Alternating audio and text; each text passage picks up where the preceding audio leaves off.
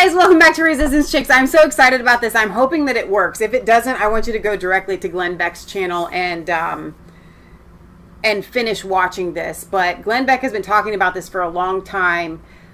He was supposed to go and do this in Plymouth and do a Gettysburg thing, and it was going to be amazing. And we were supposed to be in Plymouth this week, and we were going to be there for it. COVID-19 had other plans. Or the powers that be, whoever, whatever you want to say. But I'm going to try to stream it live.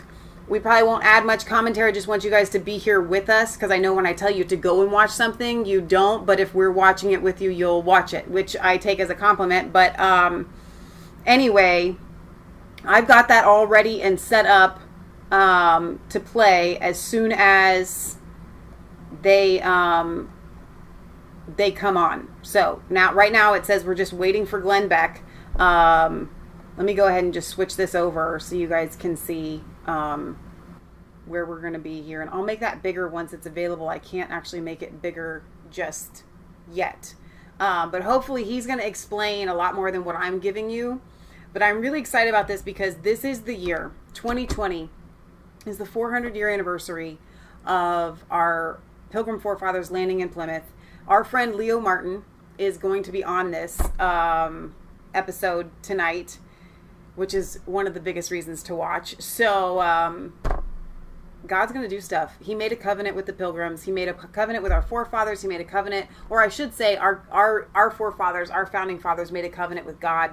And God does not turn his back on his covenant with someone that he made just because the people in the interim went astray, right?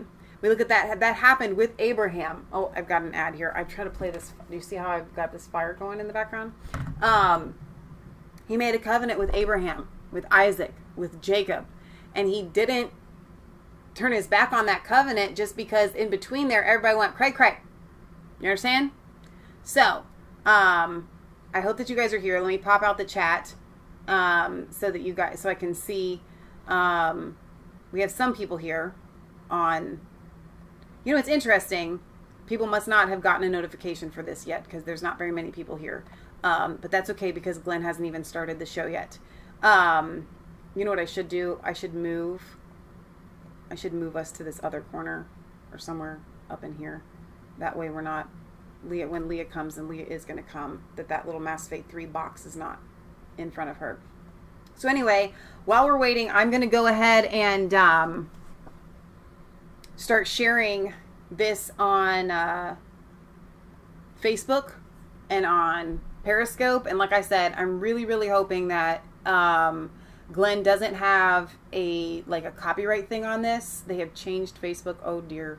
I don't even know. I'm going to get lost. Did you guys notice that? This is unbelievable. I don't like it. I want to go back to the old one. That's all right. I'm not going to complain. Live on YouTube here and everywhere else. Facebook. Let me mute that. So anyway, all right. We're live on Facebook. Now let me go to Periscope. But guys, I am so excited about what God is doing. In my Bible study the other day, I'm going to keep checking back with Glenn here to make sure that he hasn't. Yeah, they're still waiting on him. Very good. I'm losing my train of thought trying to do multiple things at once.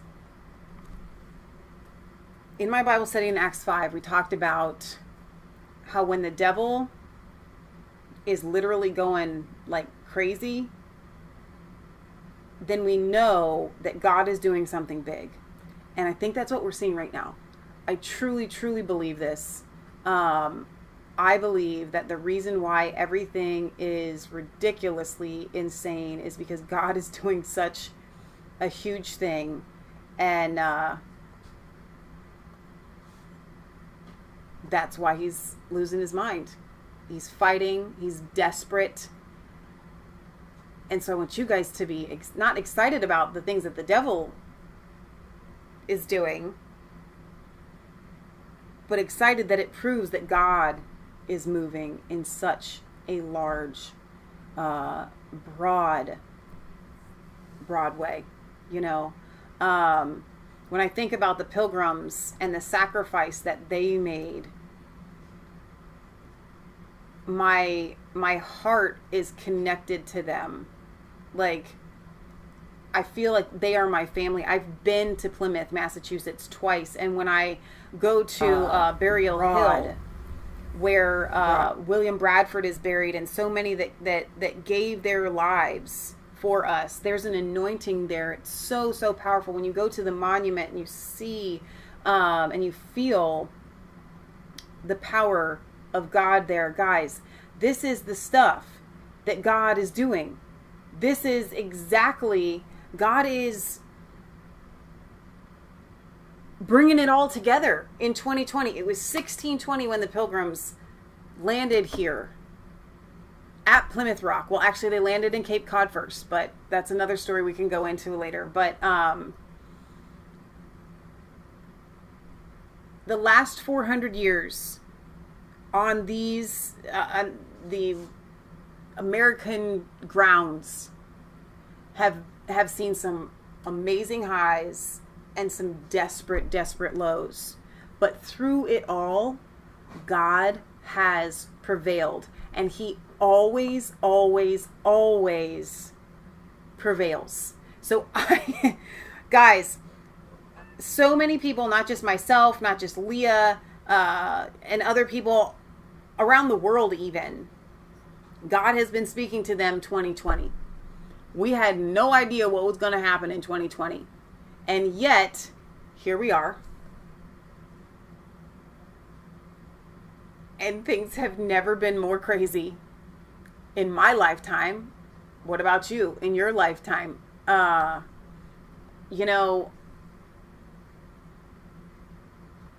not alone in this fight. And when I say that, I don't mean just other people. I don't just mean God. He has a mighty force of heavenly beings, angels, that are fighting spiritual warfare. And you can feel it. You can sense that battle taking place. And guys, we are winning. We are winning this battle, but it is the most epic battle. I said something to Leah last night because there were two Republicans that are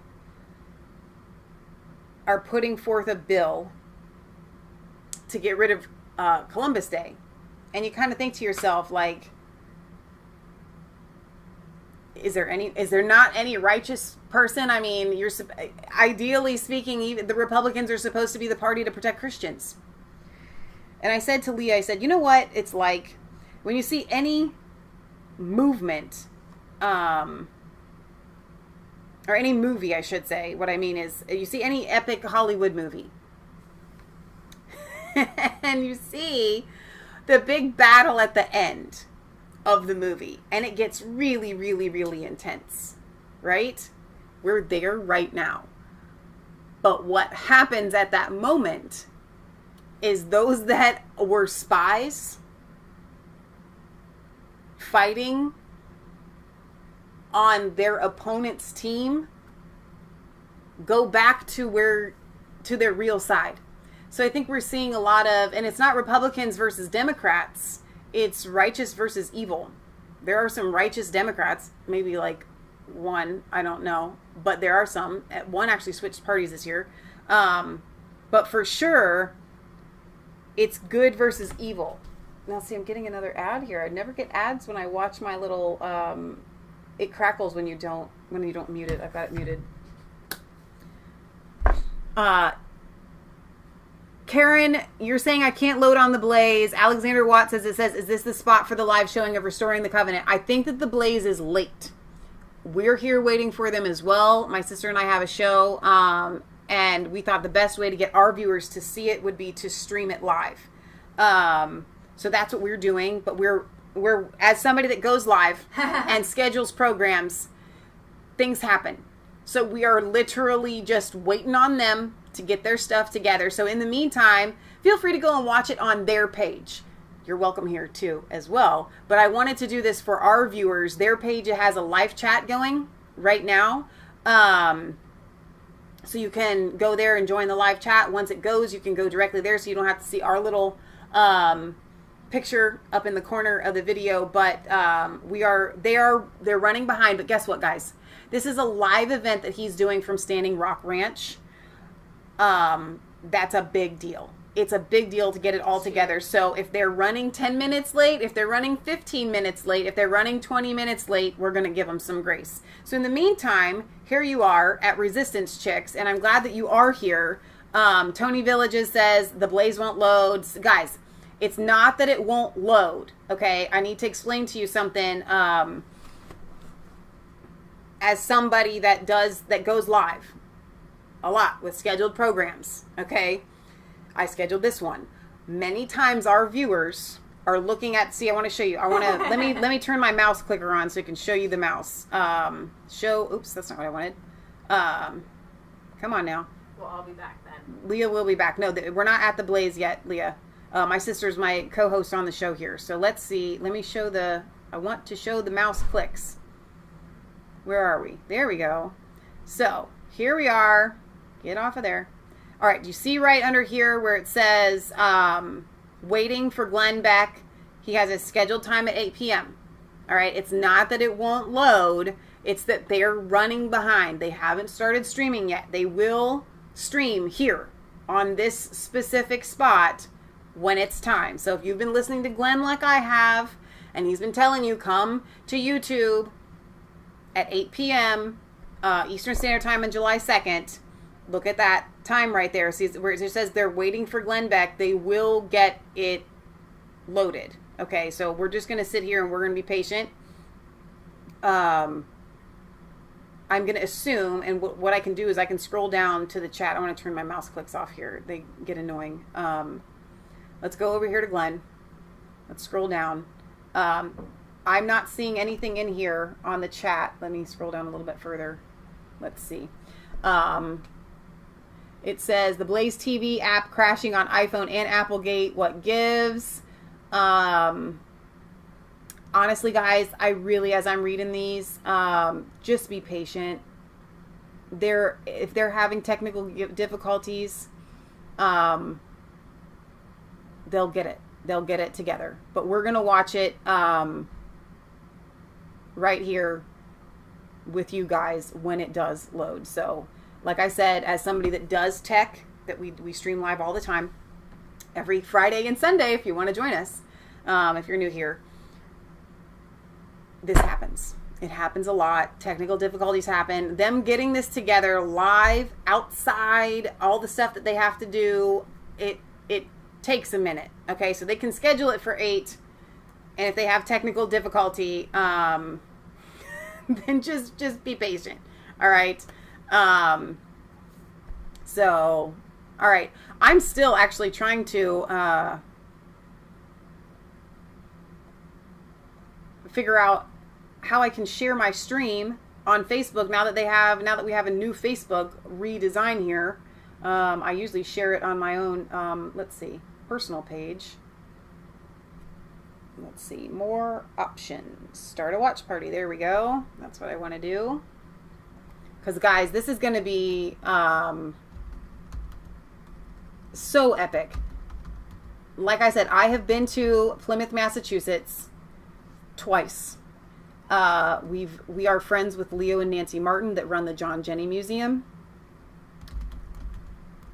And, sorry, I'm trying to type and talk at the same time. Let me get this sentence out and then I'll finish my story because this is worth hearing while we're waiting on Glenn. Join Leah and I live now for a special event with Glenn Beck, Restoring Hope. Now, he had originally called this Restoring the Covenant. And the reason for that, like I said, is because the Pilgrims came here and they had a 500-year plan to make this nation a godly nation. A covenant is saying, I promise to do this, you promise to do this. We are united together, family. And It's time, America, for us to restore this covenant that the Pilgrims made with God. And what the Lord's been speaking to me and my family, my sister and I own a homestead together. We run a YouTube channel. I own a business. If you're just joining us and you're waiting on Glenn, my sister's an ordained minister, and I'm 36. She's 39. We've been in the ministry our entire lives, and our testimony is pretty powerful. But that aside, what God has been speaking to us is that the next 100 years, from year 400 to the year 500 year of their 500-year plan, is going to see some amazing things happen. We are going to see God move in a way that we have never seen him move before. And we have a responsibility as Americans, right? To step in those shoes, to honor William Bradford, to honor those who have gone before us and laid down their lives. We have a responsibility to stand and say, we honor you. They literally died. They said, what our Pilgrim forefathers said is, they were laying down their backs, because they died that first winter. Many of them died. They were laying on their backs, they were laying down so that their children could walk on their backs, to create the greatest godly nation that has ever existed for freedom. And I'm not going to let that go to the wayside. I'm going to pick up that torch. And I know you guys are here because you want to pick up that torch as well. And I can't tell you how excited I am that this fire is spreading. Okay? Like I said, our story for being connected to Glenn Beck and Leo Martin and the monument in Plymouth, Massachusetts. Leo's going to be on the show today. Oh, here we go. Hi, I'm Nikki Haley. This is Senate Majority Leader that's Mitch an ad. McConnell. That's right. We'll take an ad. I'm Senator Lindsey Graham. I'm Ted Cruz. Hi, it's Marco. I'm going to skip the ad.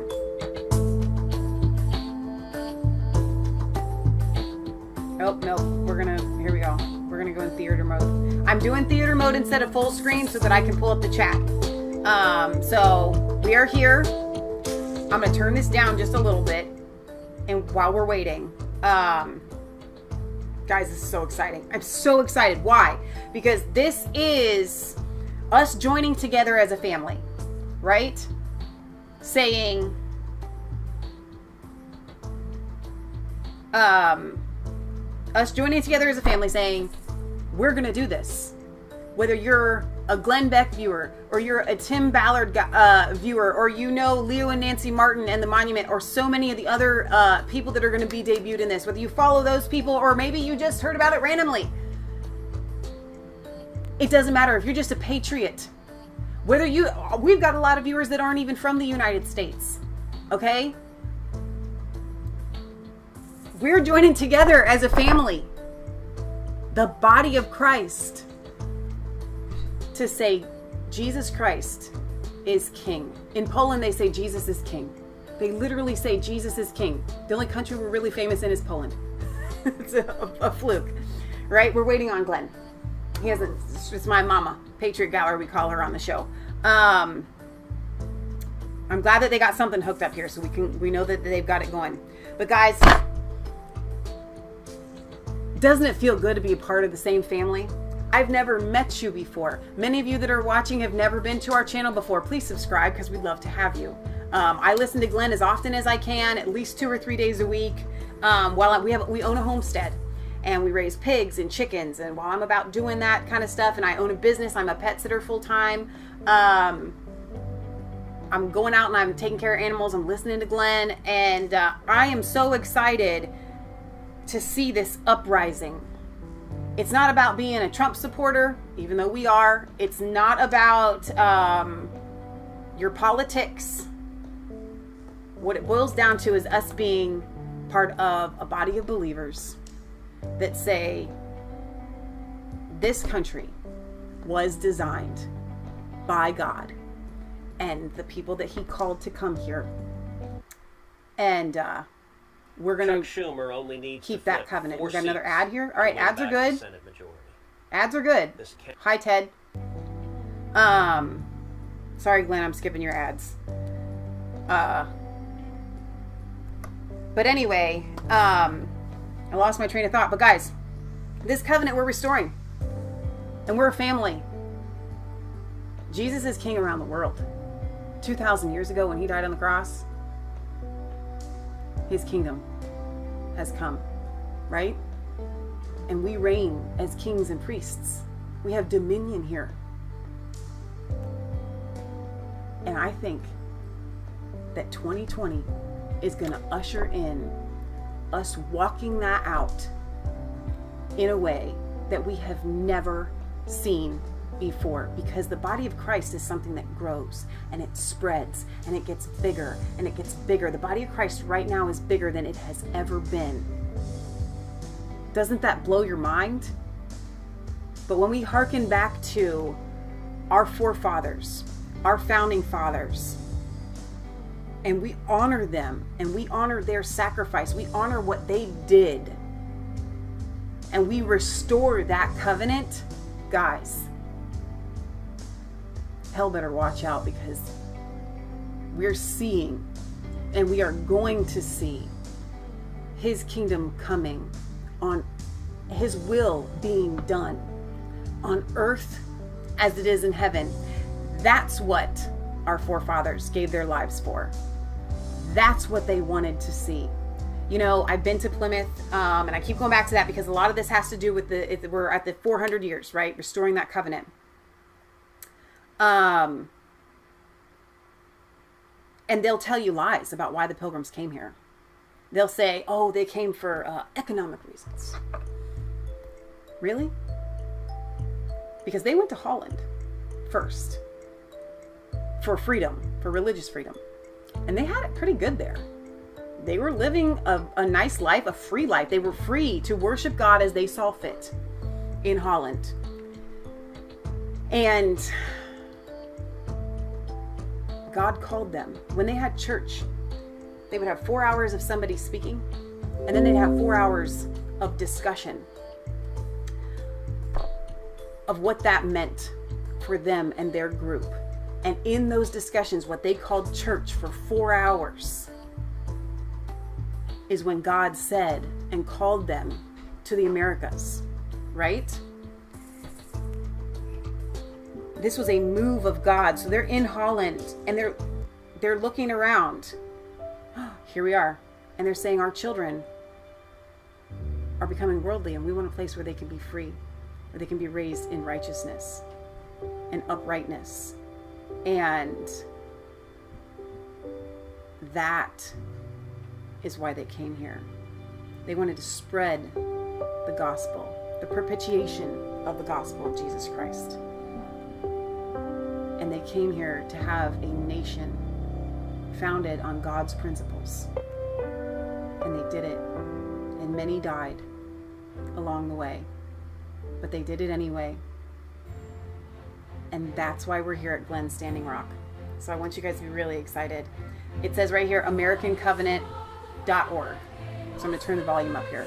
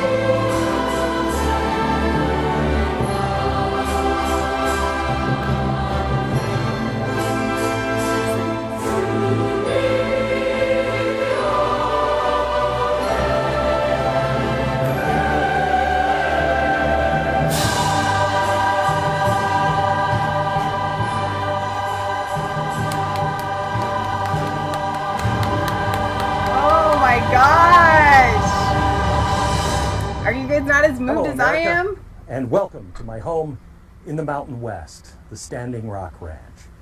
We're nestled here in the middle of the Caribou National Forest, and just this morning, the deer and the antelope were running and playing over there, and yesterday, a bald eagle was over the lake. There's something very American here. It was named after a piece of a mountain that toppled off the canyon face over there, only to land standing up. It was actually sacred land to the Shoshone tribe. Later, it was a sacred place where pioneers stopped and spent the Sabbath just to admire God's beauty and rest before they continued their journey west. And it is now a sacred place for my family and me. And I am glad that you're here. I was going to host Restoring the Covenant in Gettysburg this year. It was going to be epic, and I mean truly epic. But then COVID happened, and it changed our plans, and quite honestly, it changed our world. The song you just heard was written for a joint project that the Stewart brothers, Brett and Brandon, and I worked on a few years ago, named To Be American. I told them the stories of the founding, the Civil War, the actual meaning behind the national anthem and the Statue of Liberty, and they wrote over 2 hours of music that stirs the American soul, all performed by their millennial choirs and orchestras. It's an all-volunteer, non-denominational group with thousands of members in 5 states from California to Texas. That song, as I was listening to it, I thought to myself, do we even know what it means to be an American anymore? Because I thought I did, but I'm not so sure everybody agrees now. It seems so easy and simple in a song. Our founding fathers founded this nation under God, that we may worship him and spread his name abroad. We shall prosper in this land if we tread his ways and follow his command. Dare I even ask how America feels about that today? You know, when you set that to music, it's easy, it's happy, it's celebratory, it's confident. The 4th of July is the same thing, except this year, I don't feel any of those things. Independence Day has always been about hot dogs and family and fireworks. But the fireworks that are happening in our streets of our country right now put me in a place where it just doesn't feel right to wrap ourselves in the flag and cheer for the military flyover. And perhaps that's been our problem. Did you know that we didn't actually have a standardized flag until Woodrow Wilson, about 1918? I mean, you could arrange the stars any way you wanted, and it was fine. We didn't have a national anthem until the 1930s with FDR. Until then, we kept going back and forth, and people could pick whatever song, and a lot of times they played a song called Hail Columbia, which was awful, but that's another story.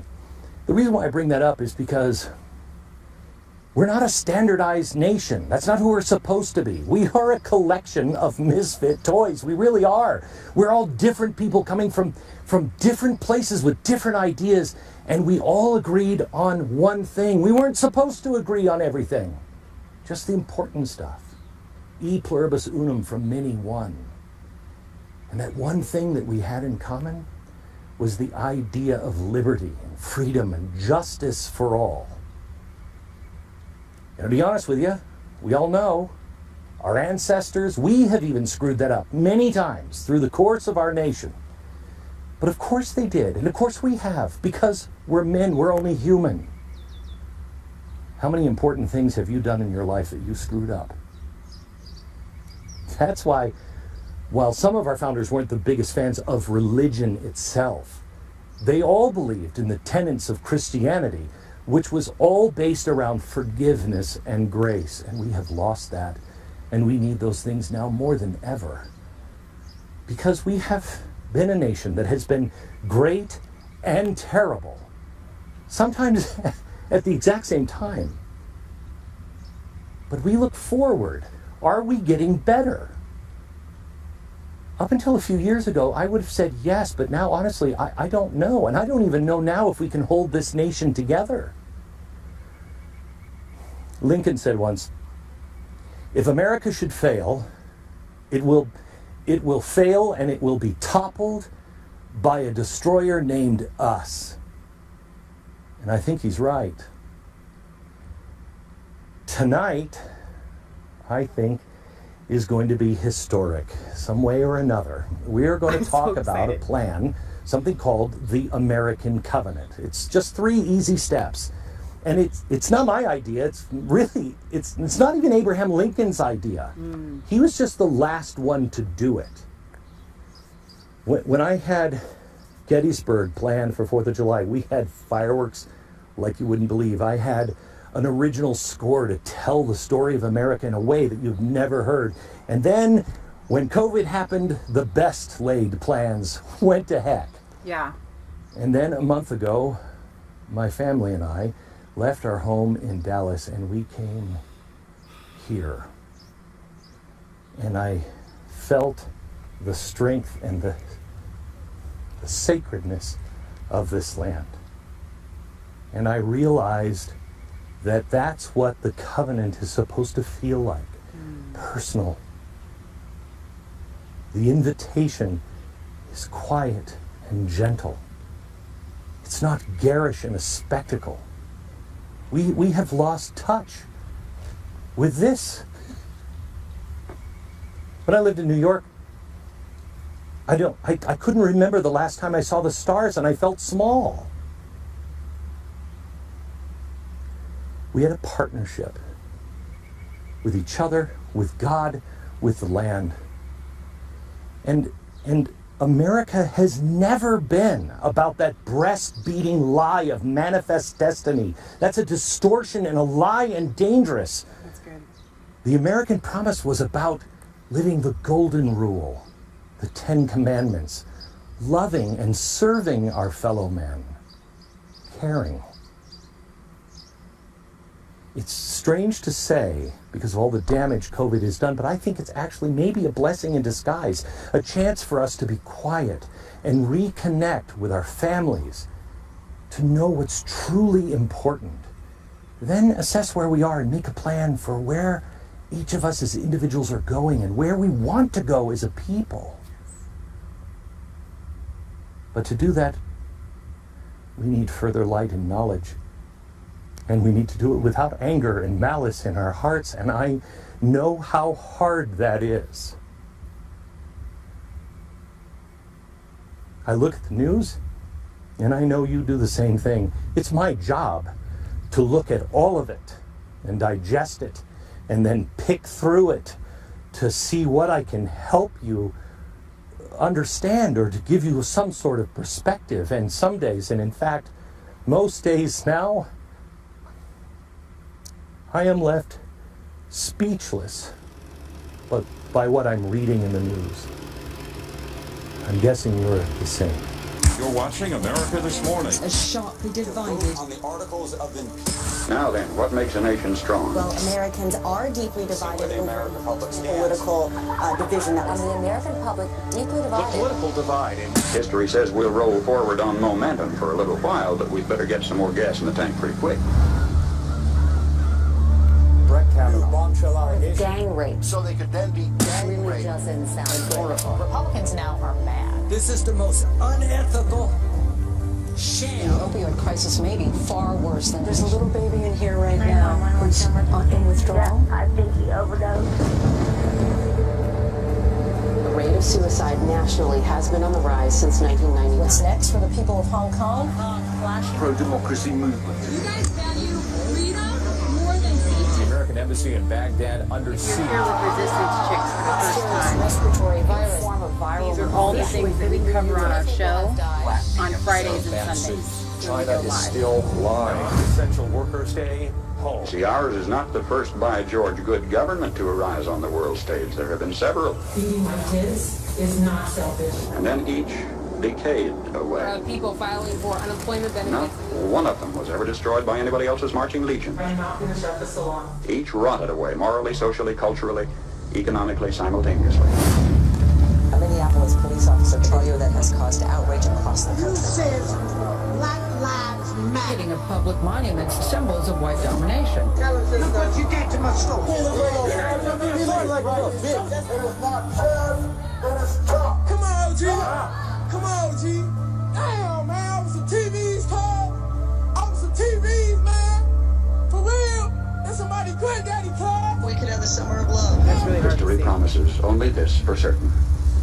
We will get exactly what we deserve. What we deserve.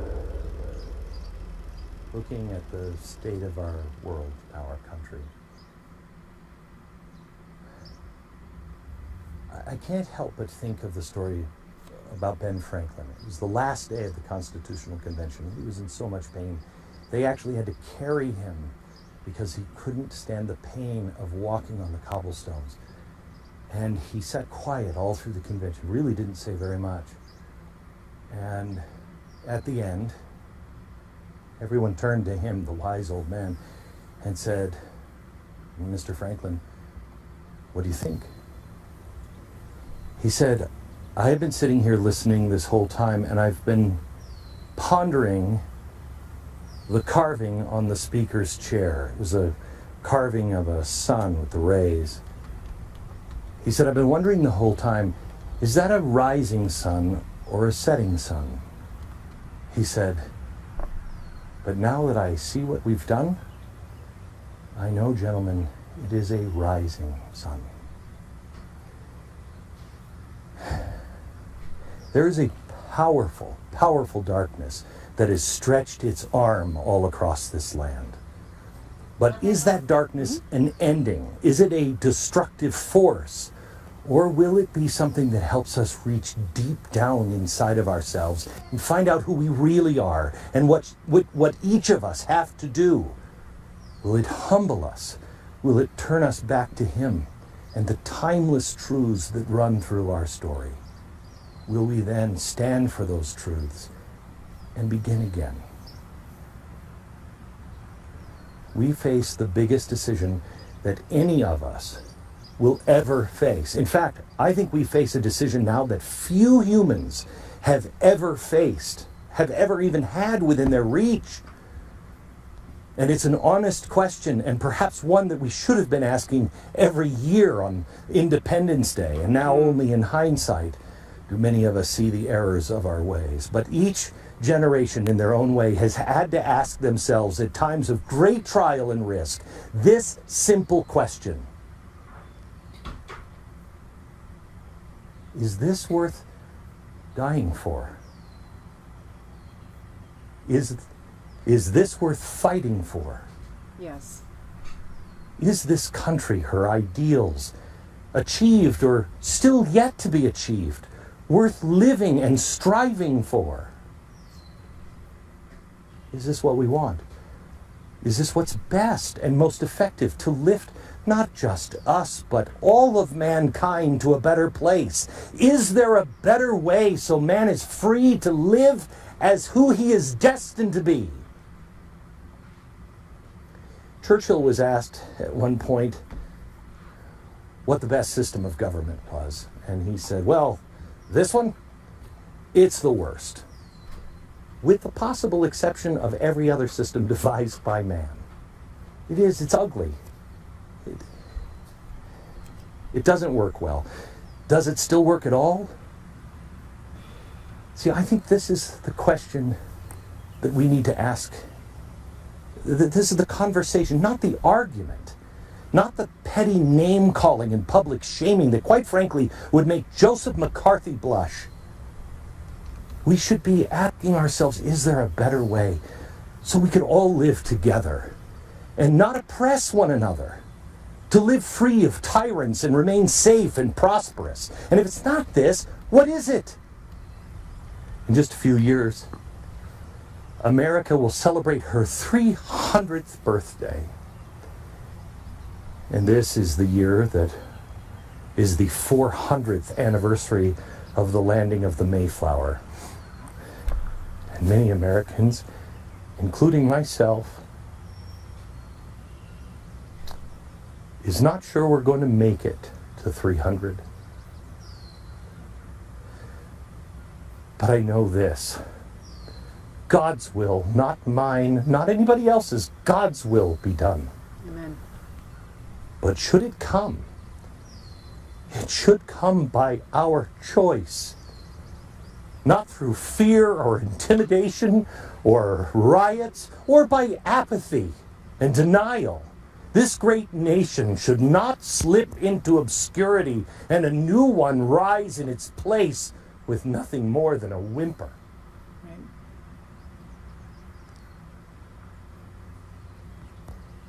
You know, we've screwed things up because guys never read the directions. Okay? We just don't. You get something and you're 7 steps into it before you realize you're building it upside down because you don't read the directions. Well, that's the Constitution. We're not reading the how-to. See, the Constitution tells us how to build things, but it doesn't say what we're building. That's our mission statement. That's the Declaration of Independence, and it is one of the most noble and powerful ideas of any age of mankind, that we the people, that means you and me, that we see things, they're self-evident, we see them so clearly that they no longer even need to be taught. And that idea is that all men are created equal. All men. And they're endowed by their Creator with certain unchangeable rights. And then among these, the right to life. No one has the right to simply take my life, white, black, blue. It doesn't matter. You can't do that. No one can come to my house and break my door down and just scoop me up and throw me in jail in the middle of the night. That's good. I have the right to liberty. I have the right to face my accusers. And the last one I find so ironic. It was originally, we have a right to property. But our founders knew that some southern states would take that and say, that man is my property. And our founding document says I have a right to property. So they changed it to the pursuit of happiness. And what does that mean? Can become, or what I can do. No one. And I pay the price if I make a mistake, and I reap the benefits if I'm a success. I'm judged by the content of my character, my words, my actions. That was Martin Luther King's dream. As he said, America, live up to your own promise. That's the American promise. And it's a blessing that this country brought into existence and into fashion. Still today in the United Kingdom, in China, in India, and indeed still the greater part of the world, if you're not born into the right family or the right class, you can't achieve your dream. You can't have that job. You'll never obtain it. Because who your family is. That is what we left behind. That's why people got into boats and came here. Each man is his own. And when done right, he is only judged by his acts and his words. And when he as in America, the home of the big boat cars, those huge cars, we understand there's a reason. Our rear view mirror is only this big. Yeah. And the front windshield is so huge. Because we got to check where we've been. But we look forward. Where are we headed? The question I want you to ponder tonight is whether that nation, or any nation so conceived and so dedicated, can long endure. But it is truly up to us.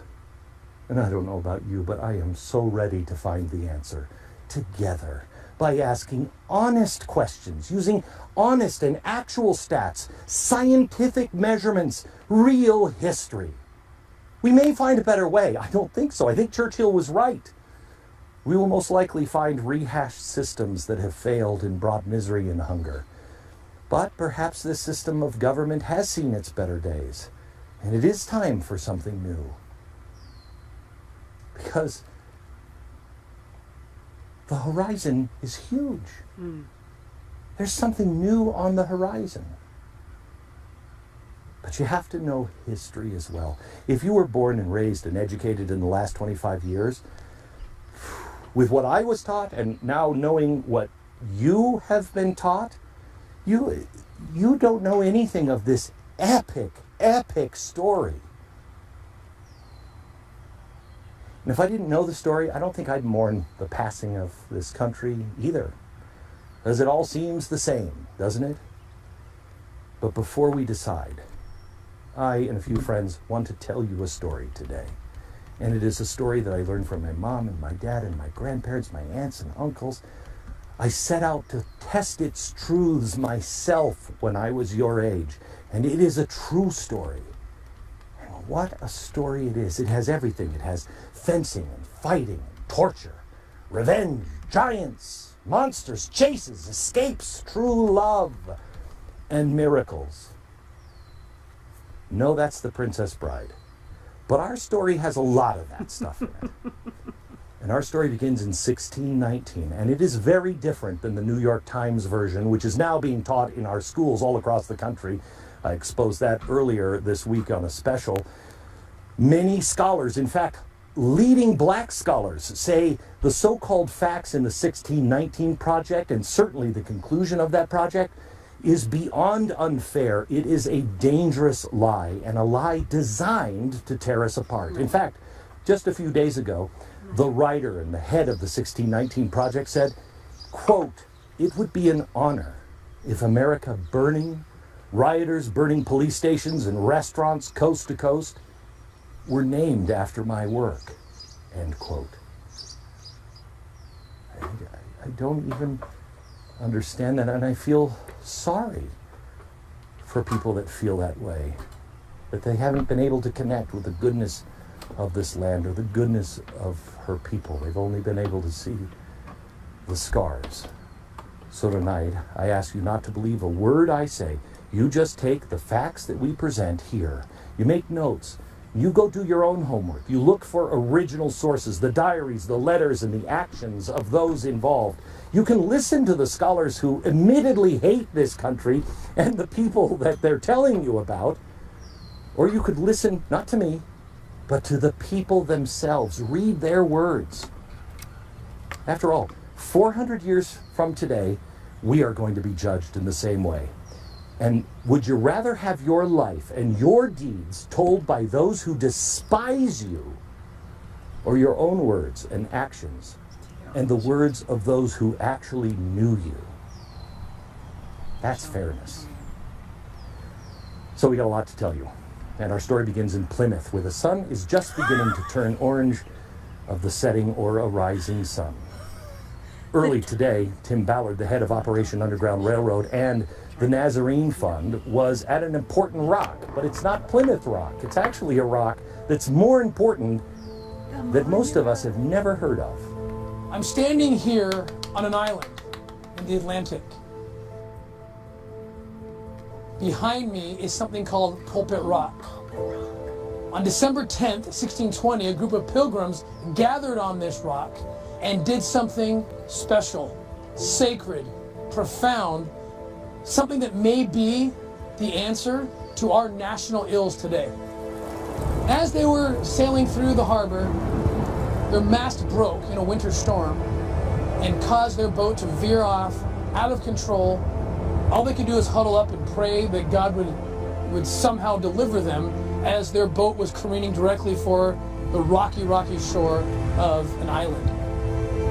Then the boat turned, ended up landing on a soft patch of sand, and they landed on an island. One of the crew jumped out of the shallop, Richard Clark, and this island was thus named Clark's Island. And they were ready to set sail again. But a group of the Lighting Congregation pilgrims said, we cannot travel on this day. December 10th, 1620 was the Sabbath, their first Sabbath in America. Now, if there was any time when the ox was in the mire, certainly this was it. They were reflecting upon their families, their wives who were sick and dying and starving, docked at Cape Cod, waiting for word, waiting for food, waiting for anything. And yet, they knew they needed God's blessing. They needed to show God that the covenant was real. And the Old Testament teaches us that the sign of that covenant that a people makes with their God is observing the Sabbath day. And so they stayed. They rested. They worshiped. And they worshiped at Pulpit Rock. Tim joins us now live from Plymouth. Tim. Thanks, Glenn. Yeah, things are terrific here in Plymouth. The sun is just setting. It's that golden hour as I look over the water. We were supposed to be behind there. me, you can see right Plymouth now. Rock. Plymouth Rock is more of the outward manifestation, kind of representing the civil government, the covenant within that. It's public. It's out for all to see, and that's important. But the more important part of this covenant is what's inside somebody, inside the individual. And that's what happened at Pulpit Rock.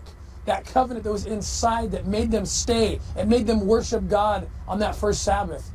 And it's not insignificant that that internal covenant is represented by a rock 30 times the size of Plymouth Rock. Because that's where it begins with the individual. I think it's interesting too that this rock got graffitied in this time of 2020 of mayhem and chaos. It was graffitied, and you know this, Glenn. You saw the pictures. We were talking, we were emailing to each other about this. And that's what happens often with the civil part of the covenant that's public facing. The adversary wants to hide history and change history. Why? Because in that history is the truth of the covenant, which will save us all right now.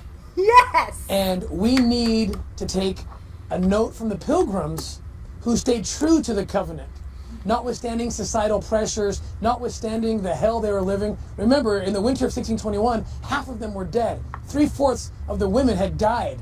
Yeah. And they should have, by all accounts, jumped back on that Mayflower, which was luckily still docked in harbor, and they could have gotten out of this hell and left. It was a failed experiment, by all accounts. And yet, not one of them left this ground. Not one of them got on that boat.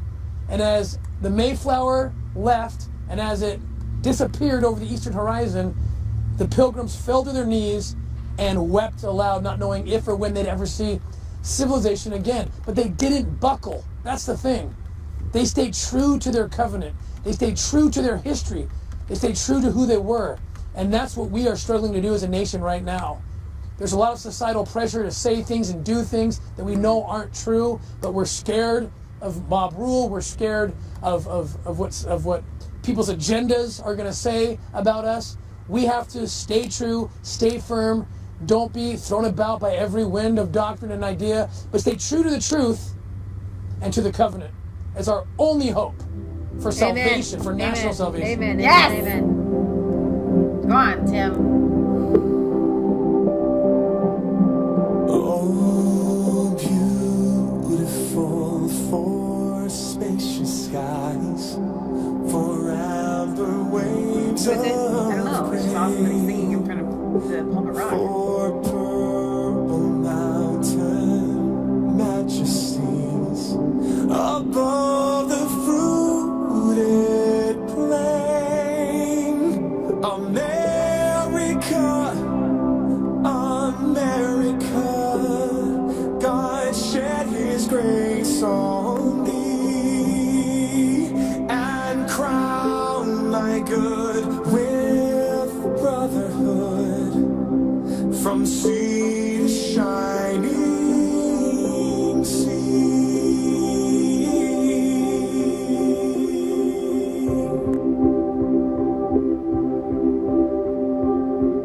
Oh, beautiful for pilgrim feet who stirred in passion stress, a thoroughfare of freedom beat across the wilderness.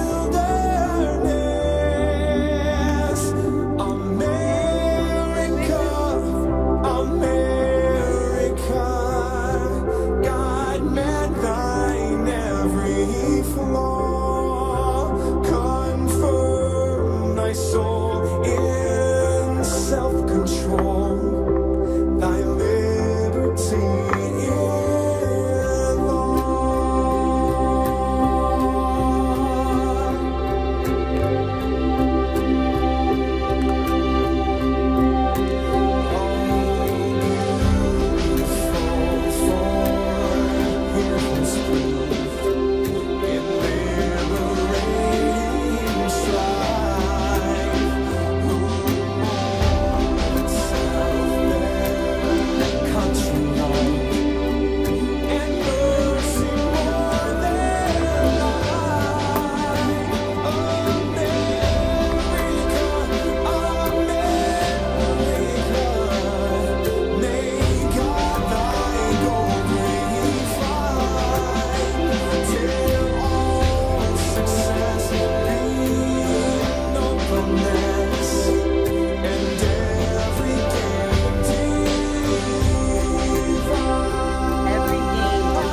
This is what they want to destroy. Right. This is the power of God. We ain't gonna let it.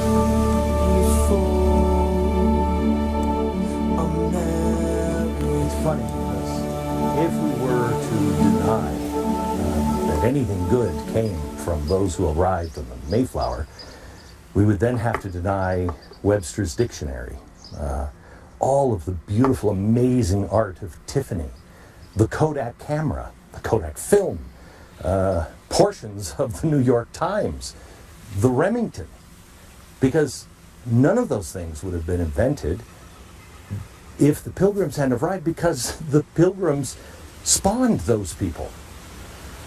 Daniel Webster, George Eastman, Louis Comfort Tiffany. God only knows what Hollywood would be like, because you'd have somebody else playing Bert in Mary Poppins, because Dick Van Dyke is a direct descendant of the people on the Mayflower, as is Orson Welles, Christopher Reeve, Marilyn Monroe, Katharine Hepburn, Julia Child, Bing Crosby, John Lithgow, Richard Gere, Ashley Judd, Clint Eastwood. The art of Grandma Moses wouldn't exist. Come on now. Neither would General Cushing. He's the guy that lost his life in the final stand against slavery at Gettysburg. We'd also be missing a lot of presidents. President Zachary Taylor, the Bushes, Garfield, who was martyred by a communist, Grant, who was also the general who won the war under Lincoln to free the slaves. He wouldn't be here. He wouldn't have lived. Coolidge, FDR, and both the Adams, John and John Quincy Adams. And John Quincy plays a very important role in the lives of slaves and the freedom of slaves.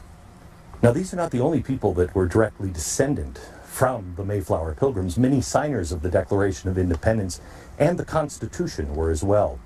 And those are the two documents that Frederick Douglass in 1851 called the greatest anti-slavery documents ever created. He also went on and said it's the duty of every American citizen to use the constitutional and political process at their disposal to bring the country in line with its founding intent. Isn't that what we should be concentrating on today? That all men are created equal? And he went on and he said the proper interpretation of the Constitution should always be construed towards freedom and natural rights. This is what became the lens that focused the rest of his life, in which he spent fighting for the equal rights of all people, not just African Americans, but women. Now, this wasn't always the case with Douglass. He had escaped slavery himself, and he originally thought, as many do now, that our founders didn't recognize blacks as men. And it's easy to say that. Thomas Jefferson owned slaves. He's the guy that wrote, "All men are created equal." How is it possible? Well, Frederick Douglass didn't stop there with just that question. He read the words and he studied the original intent of those who wrote those documents. And he became one of the Constitution's most vocal supporters. He became a great friend of President Abraham Lincoln and a strong advocate of the words of another man who now, today, we look on as another great villain, Thomas Jefferson. I want to stop there with him. I want to take you to another golden hour back east, and another sunset. This time, we're going to stop in Philadelphia and Independence Hall. This is where Tim Barton from Wall Builders in Mercury One is ready to tell you a little-known fact that puts that whole story of Thomas Jefferson up on its head. Let's go to Tim Barton in Independence Hall. Tim? Thanks, Glenn. I'm in Philadelphia, and behind me is Independence Hall. This is a place where in 1776, the Founding Fathers met and drafted and adopted the Declaration. When the Founding Fathers are here in 1776, there's already incredibly high tensions in the colonies, because you've already had the shot heard around the world at Lexington Green. You've already had the battle at Concord Bridge, the fighting along the road back to Boston, the Battle of Bunker Hill. And yet with all of these problems, most American colonists are still looking for a way to find resolution. The problem was the king wouldn't even discuss a peaceful resolution, and he was beginning to revoke their rights as British colonists. So the states determined they should choose leaders, and the leaders should come and convene together and discuss the best path forward. Thomas Jefferson was part of the Virginia House of Burgesses, which is the legislative body of Virginia, who were choosing the delegates from Virginia to come here to Independence Hall. Jefferson wasn't even part of the group who was coming. Except one of the men who was chosen. It became apparent he was going to be out of town for business, and so Jefferson was chosen as a late fill-in substitute replacement for this guy. And so when Jefferson is getting here, he actually is put on a committee of 5 who is in charge of drafting the Declaration so we can declare to the world why we are declaring our independence. Well, the committee of 5 that was put in charge of drafting the Declaration was Thomas Jefferson of Virginia, Benjamin Franklin of Pennsylvania, Roger Sherman of Connecticut, Robert Livingston of New York, and John Adams of Massachusetts. And although Jefferson was the younger man of the group, the other men pointed him and said, why don't you go ahead and you be in charge of writing this thing? So Jefferson took all the ideas. Jefferson wrote every grievance he thought would be pertinent and presented it to the body. One of the most amazing things about Jefferson's early draft was he had a grievance. One of the longest grievances he listed was that the early colonies had tried to abolish or limit slavery in their colonies, and the king had struck down every one of those laws. Jefferson further went on to explain that the king actually was perpetuating the slave trade by promoting the kidnapping of innocent people and selling them in bondage around the world. One of the very cool parts about this grievance is that Jefferson, in talking about the slaves, he said that these were men, and he capitalized the full word men. Why that's really cool is the only other words that Jefferson capitalized in his draft of the Declaration was the United States of America. By capitalizing men, the equality, the humanity of these Africans. And when this was presented to that grievance didn't make the Declaration, but the Declaration still had principles that would lead to eventual equality and laid the foundation upon which America was built. The Declaration states that we hold these truths to be self-evident, that all men are created equal, that they're endowed by their Creator with certain inalienable rights, that among these are life, liberty, the pursuit of happiness, that to secure these rights, governments are instituted among men. The Declaration clearly acknowledged that there was a God, that God had made all humanity equal, and that He had given them rights. And government's job was to protect those rights. This was something that became the foundation upon which every government in America was going to be built. And even though America didn't always live up to these truths were always the guiding light pointing the way forward for America. In fact, many founding fathers, many early abolitionists pointed to these words from Jefferson, that they thought slavery should be ended in America, that we should have full equality, pointing back to the Declaration. Well, 11 years later, very building, founding fathers once again reconvened. This time, the War for Independence was over, and we recognized we needed a new system of government. Up to that point, we had the Articles of Confederation, which was drafted during the War for Independence, but the inadequacies became very apparent. And even though some people wanted to try to fix the Articles of Confederation, people like George Washington and Alexander Hamilton said we really need an entirely new system. So when the Founding Fathers reconvened in this place, George Washington was chosen to be the president of the convention. As the convention kicks off, there was high hopes that something positive might happen because you had leaders from all over the states coming together, but every delegation from each state had their own ideas of the way government should operate. And surprise probably to everybody, no state liked any other state's ideas, so all they did was argue and bicker for the first 4 or 5 weeks. As tensions mounted and frustrations grew, Benjamin Franklin, who was the old man of the convention, he got up and gave a motion, and this happened on June 28, 1787. This motion was the longest speech he gave during the entire convention, And as he was recognized by the body, he asked a question. He said, how is it hitherto that recognized by the body, he asked a question. He said, how is it hitherto that we have not once thought of humbly applying to the Father of lights to illuminate our understanding? Meaning, guys, why haven't we stopped and prayed and asked God for help? He continued that, I have lived, sir, a long time. And the longer I live, the more convincing proofs Franklin called on the other delegates to take time to remember God, to pray, to seek his help. And Benjamin Franklin is largely argued to be the least religious founding father. He's encouraging the other founding fathers to remember God or their plans might not be successful. Well, when Franklin makes his motion, this is just before the weekend leading into the 4th of July. So what they determined is successful. Well, when Franklin makes his motion, this is just before the weekend leading into the 4th of July. So what they determined is, let's take a long weekend. That you could celebrate They went to the church of the Reverend William Rogers, who preached over them and prayed over them. And when they reconvened, the entire atmosphere had changed. All of a sudden, the founding fathers were able to work together and start devising new ideas for a government going forward. They built on the principles of the Declaration, and what they did is eliminated the power of the federal government. They decided they needed separate powers, so they had 3 branches of government. They had a bicameral system of a House and a Senate, and the Electoral College to help choose a president to try to resolve the problems of representation and the population gap between the states. And over the next several weeks, they were able to successfully create the United States Constitution, which has been the most successful governing document in the history of the world. It's conceivable that the convention could have ended in nothing but frustration and disappointment had it not been for the moment when the founding fathers turned to God and called on him for help, recognizing that they needed God's assistance in what they were doing. And we know the founding fathers embraced this idea because their behavior going forward reflected this very notion of their need and dependence on God. The cows are coming home, so it's that time of day here at the ranch. So what did we just learn from Tim Barton? We now know that Jefferson was not conflicted. He meant all men. And he talked about men putting on the auction block as being an affront to God. He knew exactly what he was saying. So now, how do we explain Jefferson?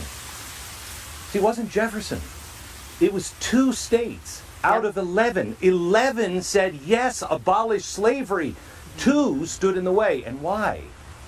Because of the phrase at the very top, a unanimous declaration.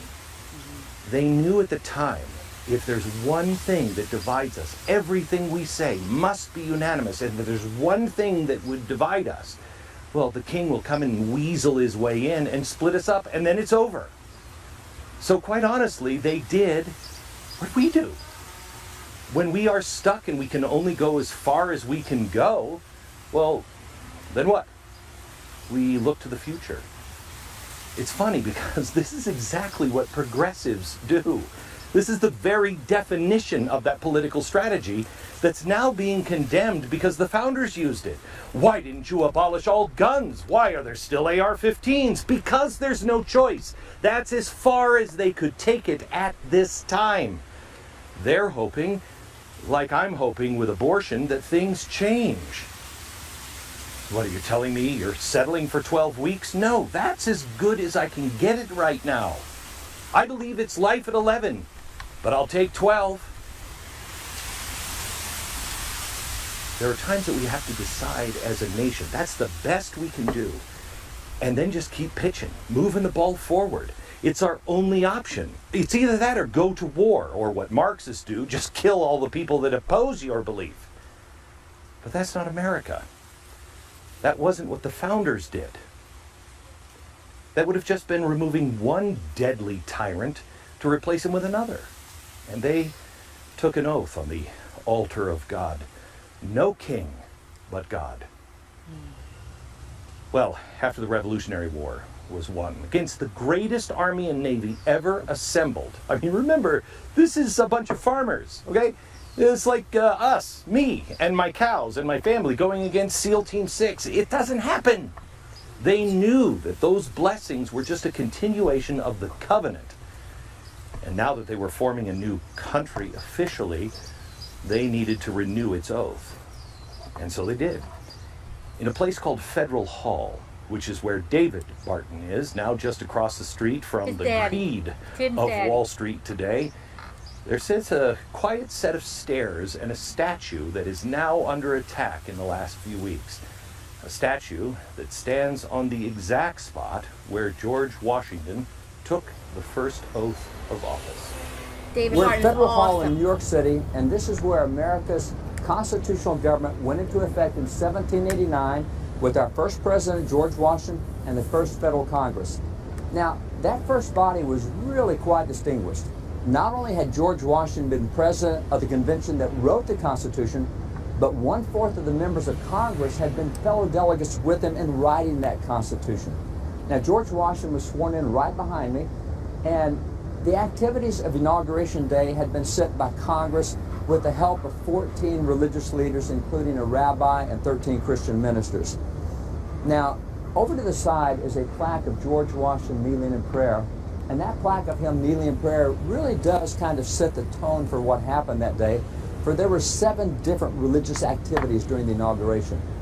America at that point in time had a covenantal view of God and America. We understood that a covenant was a lot like a contract. There's responsibilities on both sides. We wanted and we needed God's blessings, but we also understood that we had to live by His standards if we were going to receive those blessings. So what were the activities of the inauguration? Well, if you go to the original records of the day, the first religious activity occurred at 9 o'clock that morning when church bells across the city began ringing, calling the people to prayer. Gather in church, lift up George Washington, lift up the Congress, lift up this new government to God, commit it in His hands.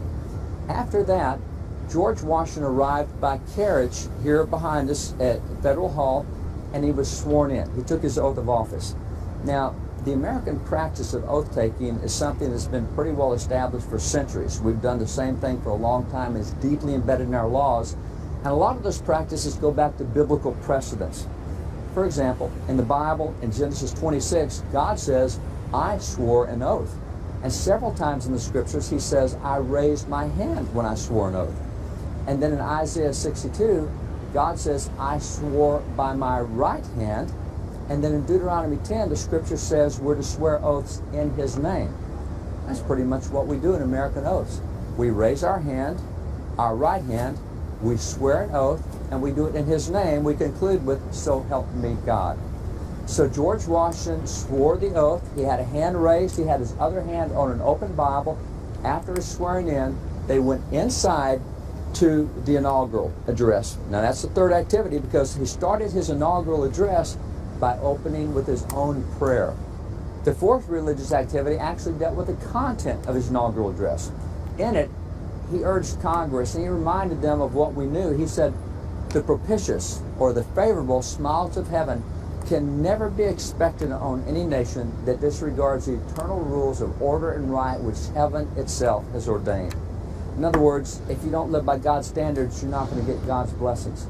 Now, that's the same thing we learned from the Pilgrims and the Puritans. Back then, Governor John Winthrop had reminded the people, he said, if we deal falsely with our God, we'll become a reproach and a byword down to future generations. We'll be a laughingstock. That's what Washington was reminding them at that point in time. Now, the fifth religious activity was that Washington then called the Congress and the people to pray. And the sixth religious activity was he closed his inaugural address with his own prayer.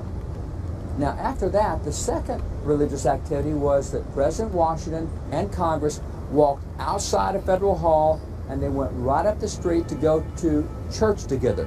When they got there, the Reverend Samuel Provost, who was the pastor of Trinity Church, he conducted the service.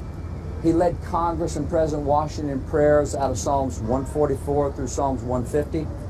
He then gave Bible lessons and Bible readings out of the book of Acts and out of 1 Kings and out of the 2nd and 3rd epistle of John. And that little chapel, St. Paul's Chapel, interesting story about it, it sits right at the base of where the World Trade Center stood. And when the World Trade Center collapsed on 9/11, it destroyed everything around it except St. Paul's Chapel. Not even a window was broken when the trade towers fell. Maybe that's an indication of God's providential protection over the location where America renewed the covenant in 1789. Well, After that church service, George Washington and Congress came back to Federal Hall and they adjourned for the day. Over following weeks, Congress began working on creating a Bill of Rights. Now, back in the Declaration of Independence, the Declaration set forth fundamental principles of American government that were enshrined in the Constitution. One of those principles says there is a divine creator. Another principle says the divine creator has given us certain guaranteed rights that we call inalienable rights. And a third principle says it's a primary responsibility of government to protect the inalienable rights of the people. So that's what they did with the Bill of Rights. They created a list of inalienable rights that were not to be touched by government. On the day that Congress finished the Bill of Rights, George Washington, with the encouragement and support of Congress, called the nation to prayer. That was the first federal prayer proclamation. In that proclamation, George Washington reminded Americans then and now of a simple principle. He said, it is the duty of nations to acknowledge the providence of Almighty God, to obey His will, to be grateful for His benefits, and humbly to implore His protection and favor. That's America's call to action today. Acknowledge God, obey His will, be grateful for His blessings, and humbly seek His aid and His protection. So this is where American constitutional government, the federal government, first went into effect, and it did so with a very covenantal view that we had to live by God's standards. We love to sing the song, God Bless America, but it sure helps if we can give God something to work with. Back to you, Glenn. God bless America. David is exactly right. He did bless America. This is the land that we love.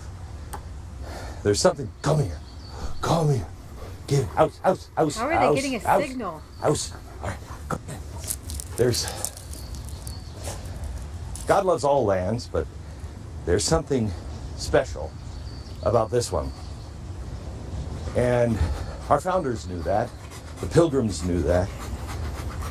They thought they were completing the trip that the Israelites made when they first crossed the Red Sea. But to have this land, as rich as it is, with everything that is in abundance in this land, only a good and righteous people could possess it. And for that to happen, well, let me say it this way. Let me show you what's right behind you. So what I wanted to show you here are the two flags that fly at the ranch. First one is the flag, the Bennington flag. It says Liberty and Union underneath. The founders knew we had to come together on a few ideas and we would have liberty. And beneath it is the George Washington positioning flag. This is the flag that flew wherever he was. It was his personal flag, the 13 stars of David on the flag. He knew that this land was sacred. He knew that it just wouldn't be any old group of people that would be able to do the miraculous things that needed to be done on the land. You had to be people of merit. You had to be people of virtue. And one day, right towards the very end, when the British were ready to surrender, the soldiers knew they had won. They had just won a war against the biggest navy and army and the best trained people in the history of the world up until that point. And here are these farmers. And these farmers had nothing. Remember, in Valley Forge, they didn't have shoes. They didn't have warm coats. They had nothing. And as always, Congress really had betrayed them all the way through. They had never financed them, never helped them. Most of them were unpaid. And now they had just bested that army. There was a secret talk behind the back of George Washington of, when we're done with the British, let's just go to Philadelphia and let's just kill Congress because they're worthless too. They had this talk amongst themselves on the day that George Washington had ridden into Philadelphia to talk to Congress, to plead their position. He came back, and as that flag once again was hoisted a little earlier than they thought, he arrives back in, and they are all in a room and they are plotting. And when he saw that the men were gone and all gathered together, he knew what they were plotting. He came in and he didn't know what to say to them, because in many ways they were right. They were right. They had been betrayed and abandoned over and over again. Washington walked into the room and he said, I know what you're thinking. And I know what you want to do. But you can't. We just fought against a tyrant, and we can't become tyrants ourselves. He didn't know what to say, really. He was there for about 15 minutes with very few words spoken. He stood there and everyone was silent, and he reached into his pocket and he had a letter from a congressman that was sympathetic to the cause. And he pulled it out. He was going to read it to the men. But then he realized he couldn't, because he didn't have his glasses on. This is the indispensable man. This was the man that couldn't be killed. He was a giant. And they thought he had never been seen in glasses or shown any kind of weakness. And he finally had to put his glasses on. And he looked up at the men. And he said, "Gentlemen, you have to pardon me, for I have grown not only gray, but blind in the service of my country." It was then that the men knew, with tears in his eyes and tears in their eyes, that he had humbled himself in a way he had never done before with them. And the patient virtue that he spoke about so often rang again in their souls. And they did not go and have another coup. And he talked about their glorious example that they had exhibited to all mankind because of their restraint. George Washington and this land being free, they are tied one-on-one to virtue.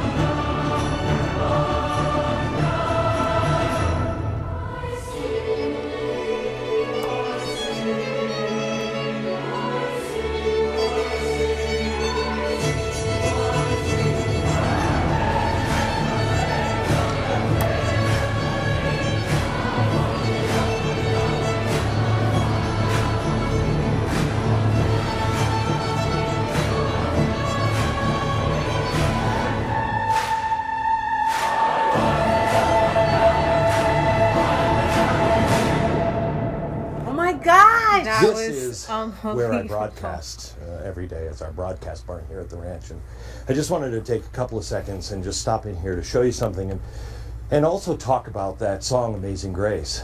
We all associated, I think, with, you know, Southern gospel choirs, the Civil War, and all of that. But it's not about the Civil War. It's not even an American song, but it is about the slave trade.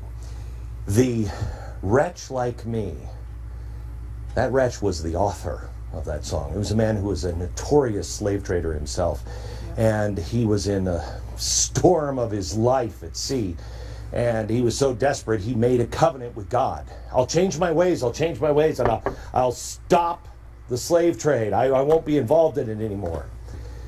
Well, that was a personal covenant, and when the skies opened up and he returned home safely, he kept his word, and he later wrote that hymn. It was called Faith's Review and Expectation, and it became one of the most popular songs in the world. It's the most recognizable song and the most recorded song of all time. And it has been sung by everybody. It was sung by both sides in the Civil War. It was used as a requiem by the Cherokee tribe on the Trail of Tears, which is so strange because they had slaves and they were bringing them along on the Trail of Tears. Civil rights protesters sang it defiantly during the freedom marches, and on that hot and humid day in August in Washington, D.C., that song filled the skies while Martin Luther King delivered his dream to America. The hymn rang out on the other side of the planet when Nelson Mandela was freed from prison, when the Berlin Wall came down, and on September 11th, it was sung to comfort a mourning world. And I think it's so powerful because it reminds us of our God, a God of mercy, who still lights the way of the lost and the blind. And we are always lost and blind, quite honestly. And that's something that this new religion of the woke doesn't offer. It doesn't offer peace and comfort and forgiveness for the lost and blind. Let's look at the truth that many whites, including my great-great-grandfather, fought to stop slavery. He was on the side of the Union, and he lost his life in the notorious concentration camp in the South called Andersonville. Wow. My great-great-uncle also spent much of the war there too, and he never fully recovered. 1/3 of those nooses hung by the Klan held the necks of white men who would not sit down in the face of evil, in very much the same kind of atmosphere that we have now in America, where if you say the wrong thing, do the wrong thing, you're banned. Back then, the Klan hung you.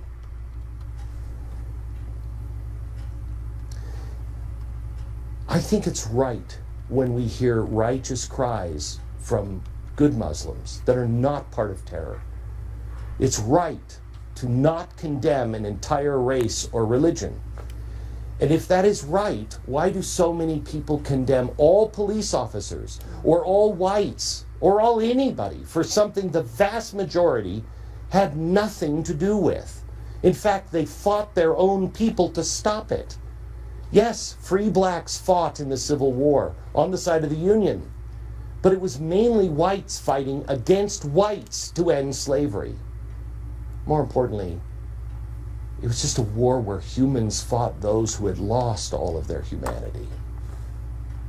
I'm not making excuses. I just want to point out that it's worse than any of us now think. Because by blaming whites or just America, we are so preoccupied with this that we fail to see that it was happening everywhere, and still today. If you believe that it was a horror here, then you must also accept that it was the same horror in Brazil, in Argentina, in Mexico, and Africa. You also have to accept that this is just as much of a horror for the Jews in Egypt that Moses freed. And may God have mercy on our souls.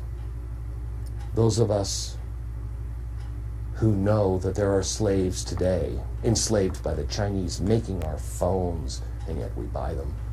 the evil of Islamists over in the Middle East that have taken slaves just because they're not Muslim. And those people who are still women and children enslaved here in the sex slave trade in the Western world, including the #1 buyer, America. You see, Lincoln didn't fail. It's those who came after Lincoln. It's us. Perhaps us, those living now, are failing our God. I know we're failing the 40 million of our brothers and sisters who are enslaved today by ignoring the problem. And we're doing it for exactly the same reason the early Americans ignored the problem. It is too ugly to look at. It is too ugly to think about. Nobody wants to hear it, and no one can see a way to end it. So we avoid it. But that is wrong. Let's also fix the truth to this part of history, because our heroes are not bigger than life. They were not perfect. And I think they would be horrified by the big marble statues of themselves. I know George Washington would be. They were not perfect. They were men, just like us. Let me give you an example outside of our own country. Churchill, villain or savior? Most people in the West, they'll say, oh my gosh, look what he did in the West. It was miraculous. He saved us. Yeah, but you talk to people from India, Churchill was a monster in India. His work was miraculous and a horror show. So which is he? He's just like us. Both. It's that constant battle. See, life isn't about the sum. It's about the trajectory. Are you getting better or worse as time goes on? And that may be the case with Lincoln. While I don't think he was a bad man at all, some could claim that perhaps he was a coward or a liar because of his first inaugural address. In it, he said, I'm quoting, "I have no purpose, directly or indirectly, to interfere with the institution of slavery in the states where it exists. I believe I have no lawful right to do so, and I have no inclination to do so," end quote. What? So did he fight to free the slaves or not? This is important. If we are to take him for those few words alone, you would say he is not fighting for the slaves. But I would suggest you take a look at the before and after picture of old Abe first. 4 years into office, and he aged 80 years. He was a broken man by the time he died. He was beaten into submission. He really was. Now, we know the South didn't believe him because they broke away from the Union as soon as he finished that address. And I suggest that they knew better. They knew he didn't believe what he's saying. Why did here. they break away? And here's why. John Quincy Adams. Now, this never happens today, but it did with John Quincy Adams because he was passionate about something. After he served as president, he ran for election to be in Congress. He was a congressman. And he tried to introduce anti-slavery legislation year after year after year. He wanted this evil to stop. In fact, they passed a law against him even standing up and proposing it anymore. I mean, he was relentless. And towards the end of his life, he knew, I'm not going to get it done. So he looked around. Who in Congress here is young, has some time, and gets it? Who can I get to pass this torch on to? Well, he found somebody. That young congressman was Abraham Lincoln. John Quincy Adams, whose forebears made a covenant with God on the Mayflower, took a man that he saw potential in, that the world would later call Father Abraham, under his wing, and he passed all of the information, all the tricks of the trade, and the mantle of the abolition of slavery to him. We know that Abe believed slavery was wrong. We have a document in Mercury One's archives that shows in the 1850s he's making a case in his own handwriting why it's so wrong. But I do believe he felt that the president didn't have the right to tell states what to do. So when the war broke out, Abe was, at first, just about keeping the Union together. But as we lost battle after battle and things got worse, and Lincoln tried general after general, he was literally driven to his knees. He was on his knees saying, "What more do you want? What do you want me to do?" It was then that Lincoln knew that this war had nothing to do with the Union, and it had everything to do with all of God's children in captivity. Leading up to Gettysburg, the South had won almost every battle. Lincoln was getting his butt kicked. After Gettysburg, after the Covenant, which we will share with you here in a minute and ask you to take with your family, the North won every battle, I think except one. It cost Lincoln his life. Thousands of slaves found themselves free. But when they found themselves free, the question was, what does that even mean? What does it mean to be free? Well, one of the slaves that had to ask that question was the great-great-grandfather of Burgess Owens, a good friend of mine who agreed to go out to Gettysburg, and he joins us now. Burgess.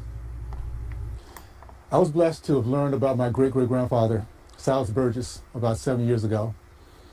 And it's interesting because my blessing, not only knowing about him, but finding out that I really didn't know him. I knew him through my father.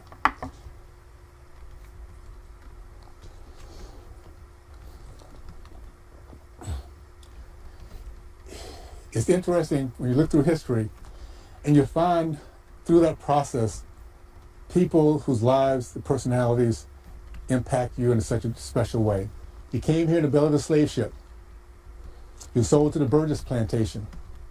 A very evil, evil man that actually, because of his acts and his torture of his mother, either forced his mother to either escape on her own or take her own life. We'll never know what happened, but she sat Silas and her brother down and said, "I just cannot stay here any longer. I have to leave. Silas, you need to take care of your younger brother." Well, she left, never to be seen again. But thank goodness Silas was surrounded by real men. Men that were enslaved, men that were shackled, but they never gave up on freedom. They were willing to take a risk. And they took that risk and didn't go north, like I'd always taught. That was the way the Underground Railroad. They went southwest out to Texas. Because there was also Underground Railroads southwest. The same Americans, the same types that would help those who get their freedom heading to the north would be the same ones, the same types that would help my grandfather, my great-great-grandfather go west. These were Mexican and German Americans who opened their homes, their fields, paid a little bit, gave a little bit of food so they can travel a little bit further, where my great-great-grandfather Silas ended up being a very successful entrepreneur, owned 102 acres of land, paid off in 2 years, started the first black church, the first black elementary school. But here's the message of that travel, that trip that he took from slave in the belly of a slave ship to Smithfield, Texas. You see, along the way, Silas saw a lot of evil. He saw being taken away from his homeland in that tough trip in a slave ship coming to America to go to a plantation where nothing but evil and hopelessness was around him. But along the way, for his freedom, he met other people. He realized there were Americans out there that weren't his same color and weren't the same as those who had captured him, but they were quite different. They were kind. And they looked to Heavenly Father, they looked to a God that they had faith in to treat other people right. And along the way, he learned that he can do the same. He can actually forgive those who had treated him wrong, that he can make a difference because everything that happened to him led him to this position in time where he saw himself blessed and saw himself as a leader and saw himself as the anchor to generations to come that would be very successful in this country. It was the American people that gave my great-great-grandfather a second chance. And that second chance has led to me now, years later, through a dad who came back from war, who could not go to get his postgraduate down in Texas because of his Jim Crow laws, but he kept trying because that's the idea of a free people. You never, never, never quit on your dream. The point I'm making, those who truly believe in this country, those willing to take those tenets, you're one generation away from living the American dream if you don't give up. That's so great. If you understand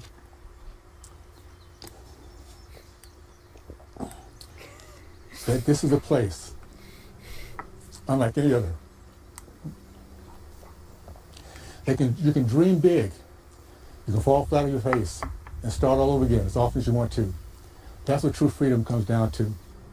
Burgess, it must be amazing to finally be in touch with your family's legacy.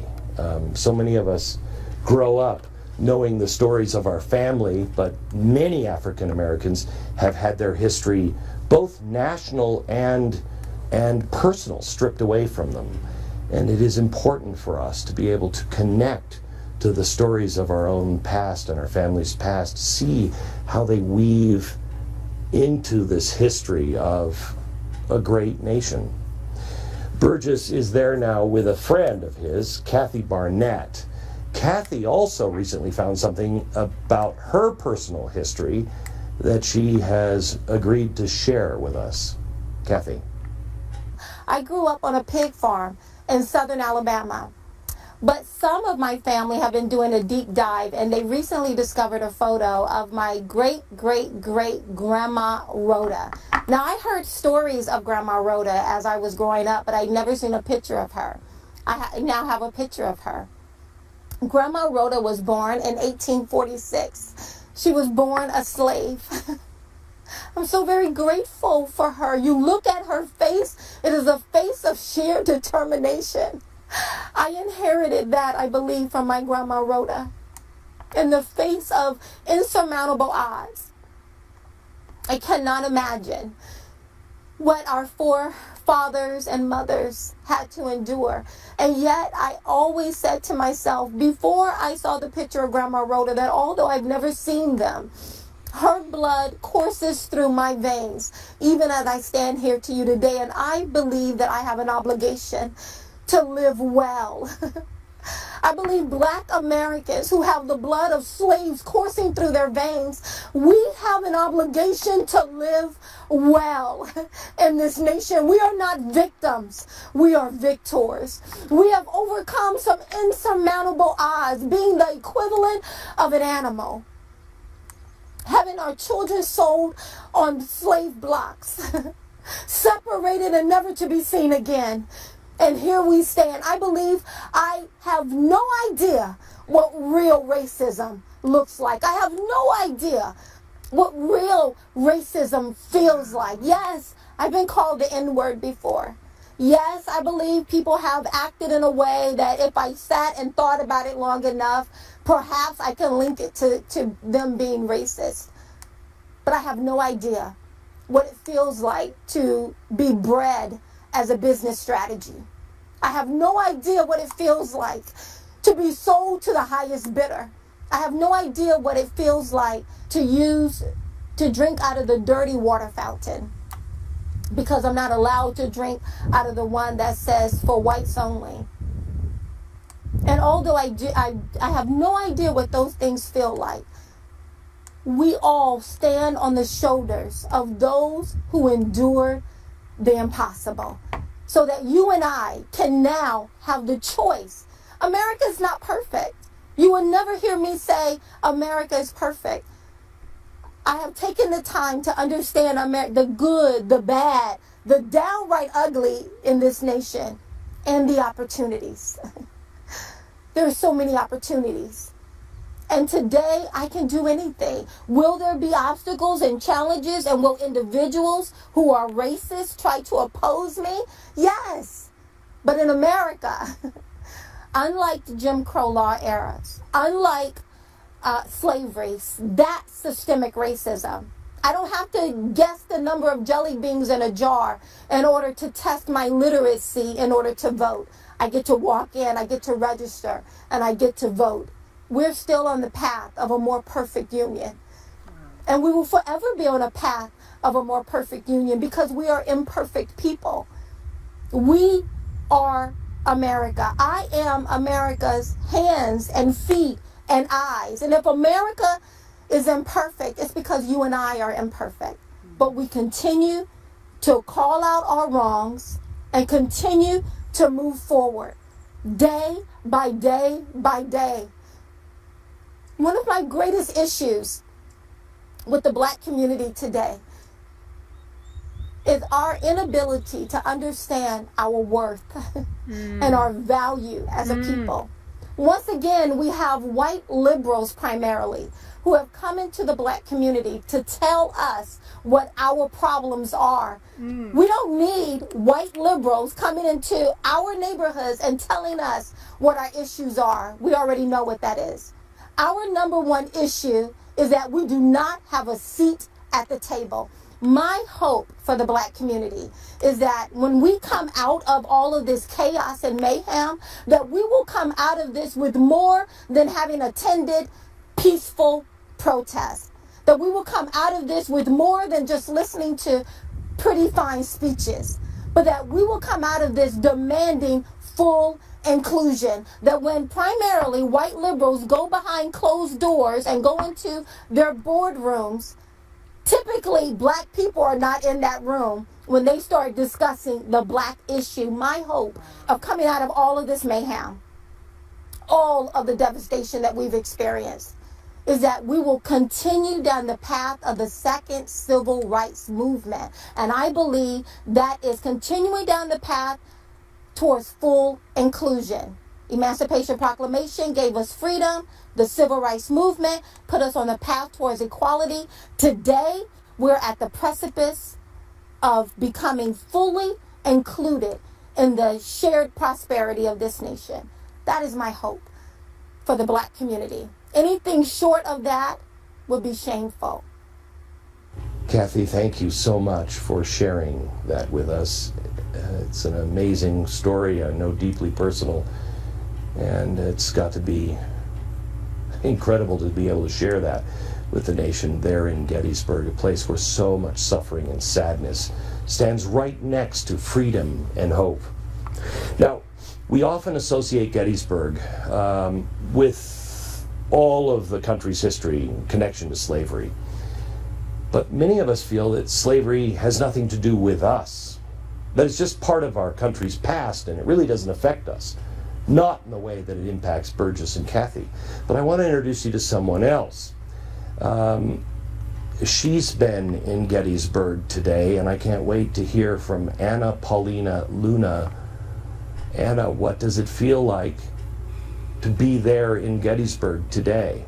When you come to a place like Gettysburg, as you can see behind me, you see a beautiful landscape. But when you think about the thousands upon thousands of fathers, brothers, grandfathers that came to this place to fight out the ultimate fight on, were they going to allow the oppression of human life, or were they going to pick up the mantle of something that Jesus Christ talks about, true freedom, and fight for the new foundation of what this country was? You come here and you can feel that this area is indeed sacred. It was a place that Lincoln came to not only make a vow and a covenant to God, but it's a place that people came and paid the ultimate sacrifice. And as a veteran, someone who sees that still to this day, to understand that this place, our freedom, was bought and paid for by none other than American blood, and it is our obligation as Americans to continue fighting for that very foundation, that very idea that gives us the ability, that gives us the privilege of being in one of the most blessed countries on the face of the planet. It is your obligation to continue that legacy. It is your obligation to fight for that freedom.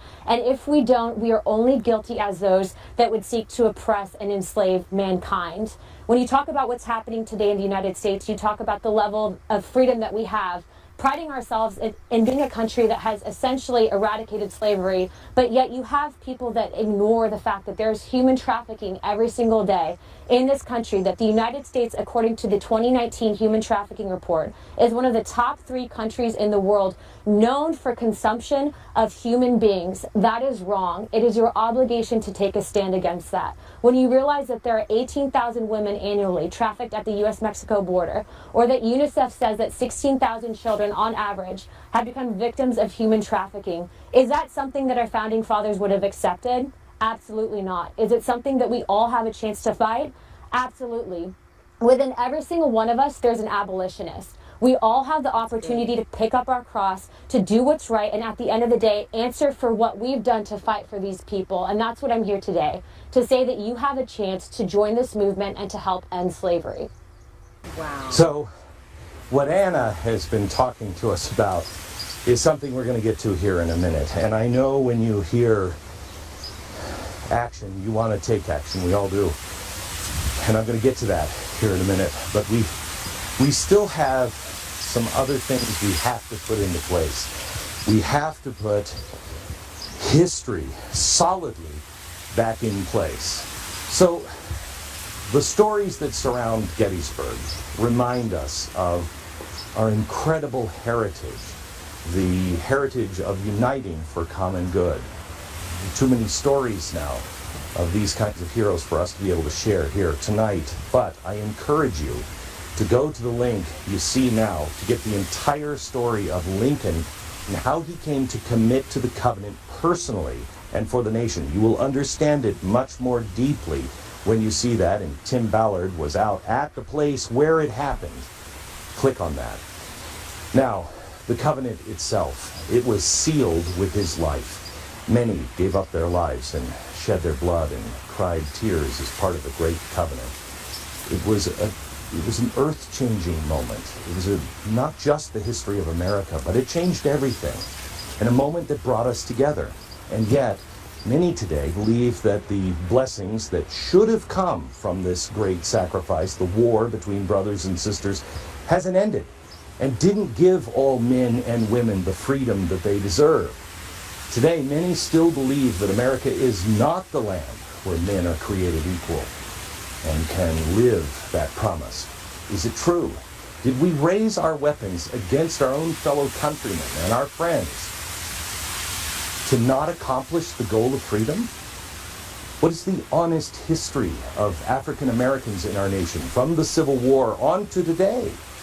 And how can all of us together move forward from here when so many don't see eye to eye on what even happened in the first place or what is happening today? And we certainly don't agree on a path forward at this time. Well, I want to introduce you to somebody. I want to sit down and have an honest discussion and find out how we can come together and heal and grow. His name is Bob Woodson. I asked him to fly out to the ranch today and come spend this day with us for at least a few minutes. He's somebody that I think every American should know. He is called the godfather of the neighborhood empowerment movement. He's been doing it for like 4 decades. He spent most of his life focused on the epidemic of youth violence, the stuff that everyone is ignoring.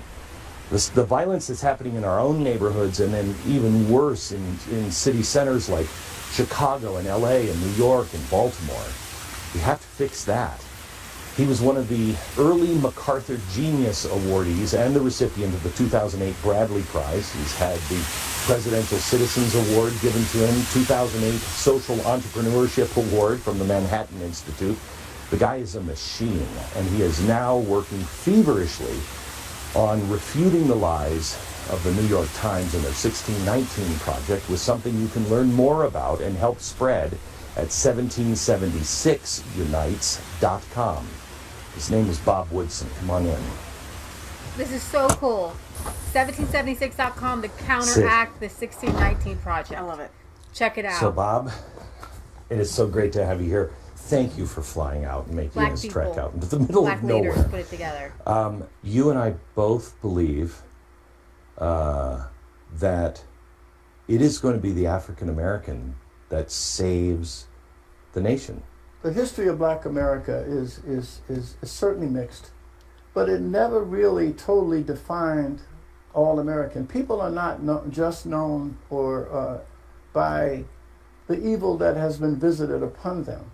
How many of us want to be defined by the worst of what we were as a young person? Even slavery, as cruel, as brutal as it was, did not totally define the people who suffered it. So, and they were never totally defined by it. And what does not get told is the response of people to it. Frederick Douglass said when he was beaten by his master, he was a slave who was a man. But when he fought back and beat his slave master, he said, I became a man who was a slave, which meant slavery was no longer in him. Correct. And that's what we're talking about. And I would say that there are people today, like the people with the 1690, who say to black Americans today that the conditions that you face, that all of these indignities that you're suffering was a legacy of slavery and Jim Crow. See, that's the premise one has to challenge, regardless of, and so that's the lie that they tell to people to explain 50 or 60 years of failed policy in these cities.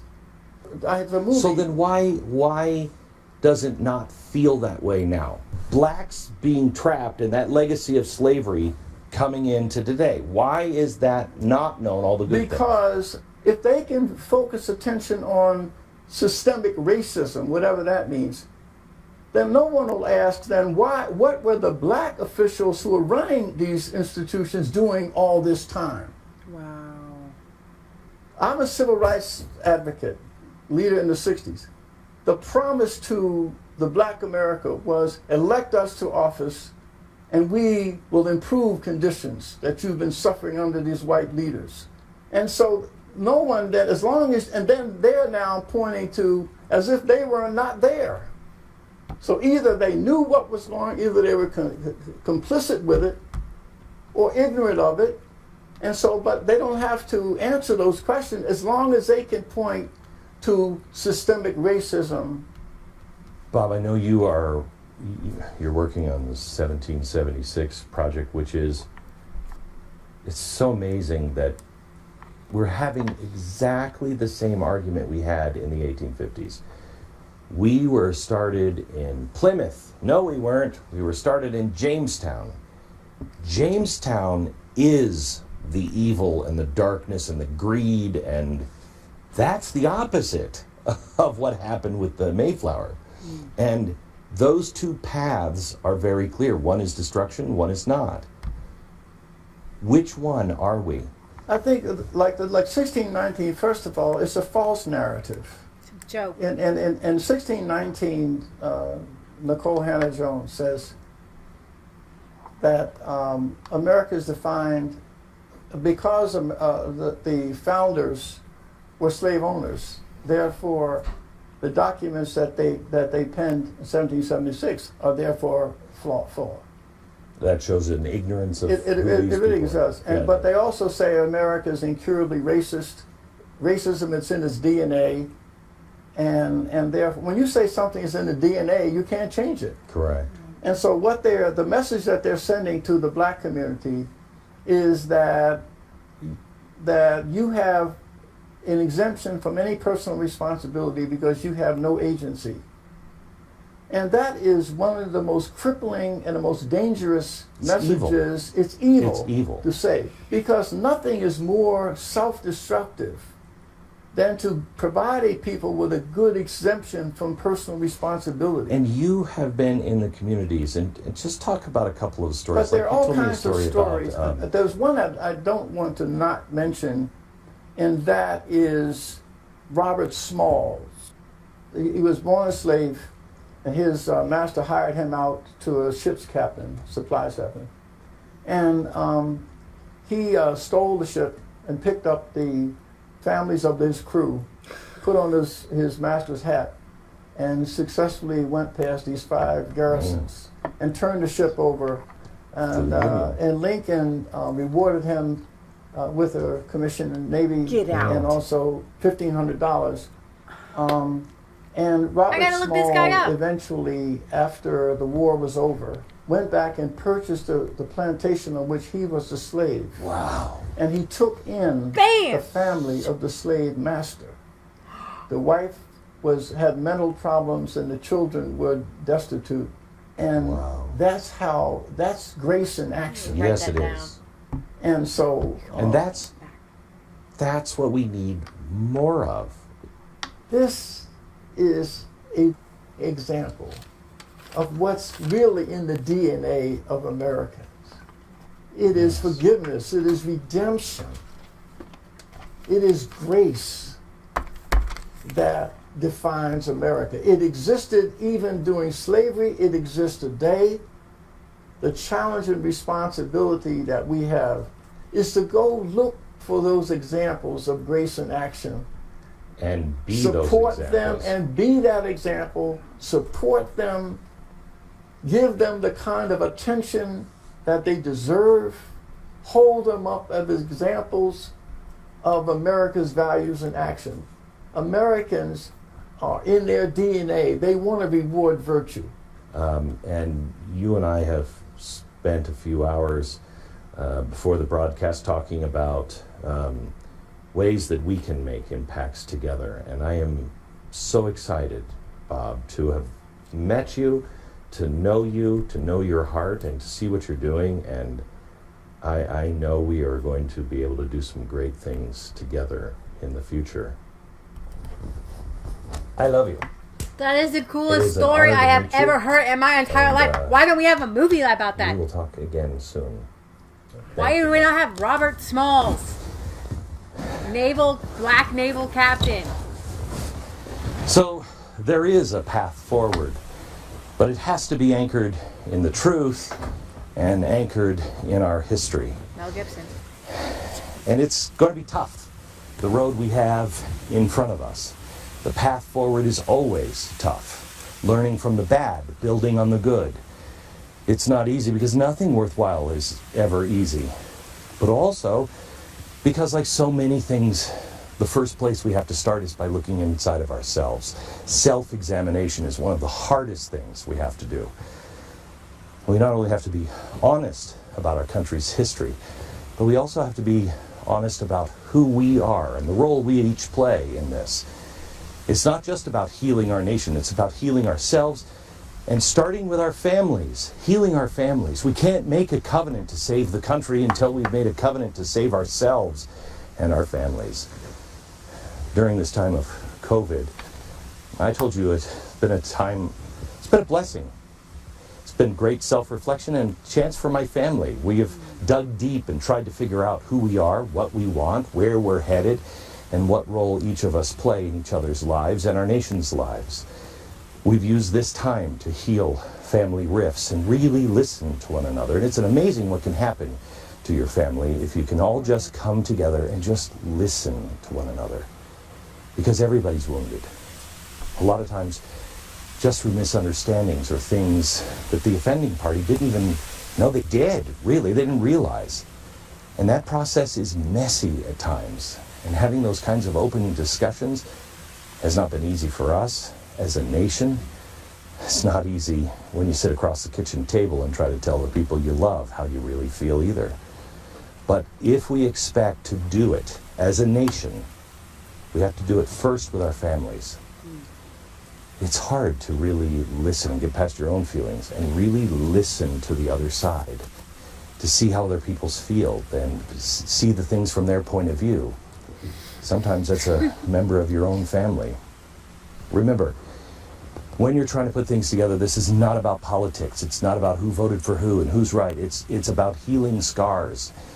And just like our national conversation, it can't be done unless everybody in the room really desires the same thing, a peaceful, loving family, a peaceful, loving nation. Some don't want that. Some just want their way. They want to be right. They want to win. People are very invested. You're very invested. And then there are those who just want to divide.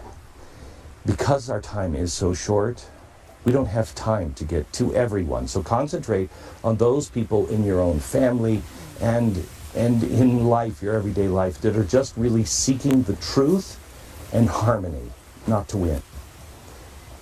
When I see my family, I see them each for who they really are and who they want to become. And when you can see that, you can stand for them. Even if you disagree, you can stand for them. You can be a champion for them. You can lift them up. And in return, it lifts me up.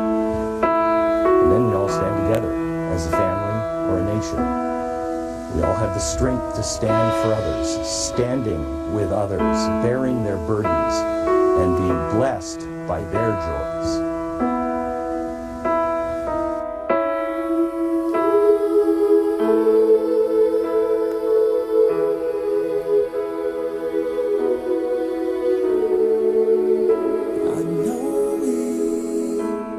Don't see everything in the same way, but I know we won't be really free if we don't stay united, 'cause divided Get it, girl. we will fall for anything, it's true.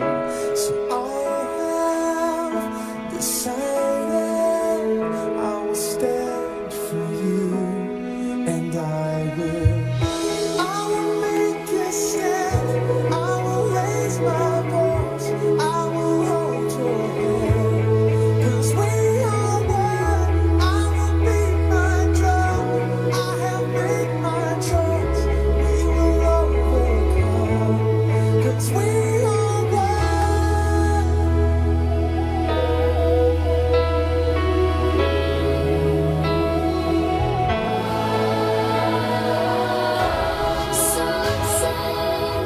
There's no way your way will ever be okay. They say the best days are behind, so rewind and you'll find the times when the best man defend every friend, neighbor, countryman. But now there's nowhere where you can speak your mind. But I will make a stand. I will raise my voice. I will hold your hand, 'cause we are one. I will beat my drum. I have made my choice. We will overcome, 'cause we are one. Times may change, the truth remains. We won't be silent, won't be ashamed. 'Cause injustice anywhere, today's justice everywhere. I will raise my voice. I will hold your hand, 'cause we are one. I will beat my drum. I have made my choice. We will overcome, 'cause we are one. I will make a stand. I will raise my voice. I will hold your hand. 'Cause We are one. I will beat my drum. I have made my choice. We will overcome. 'Cause we are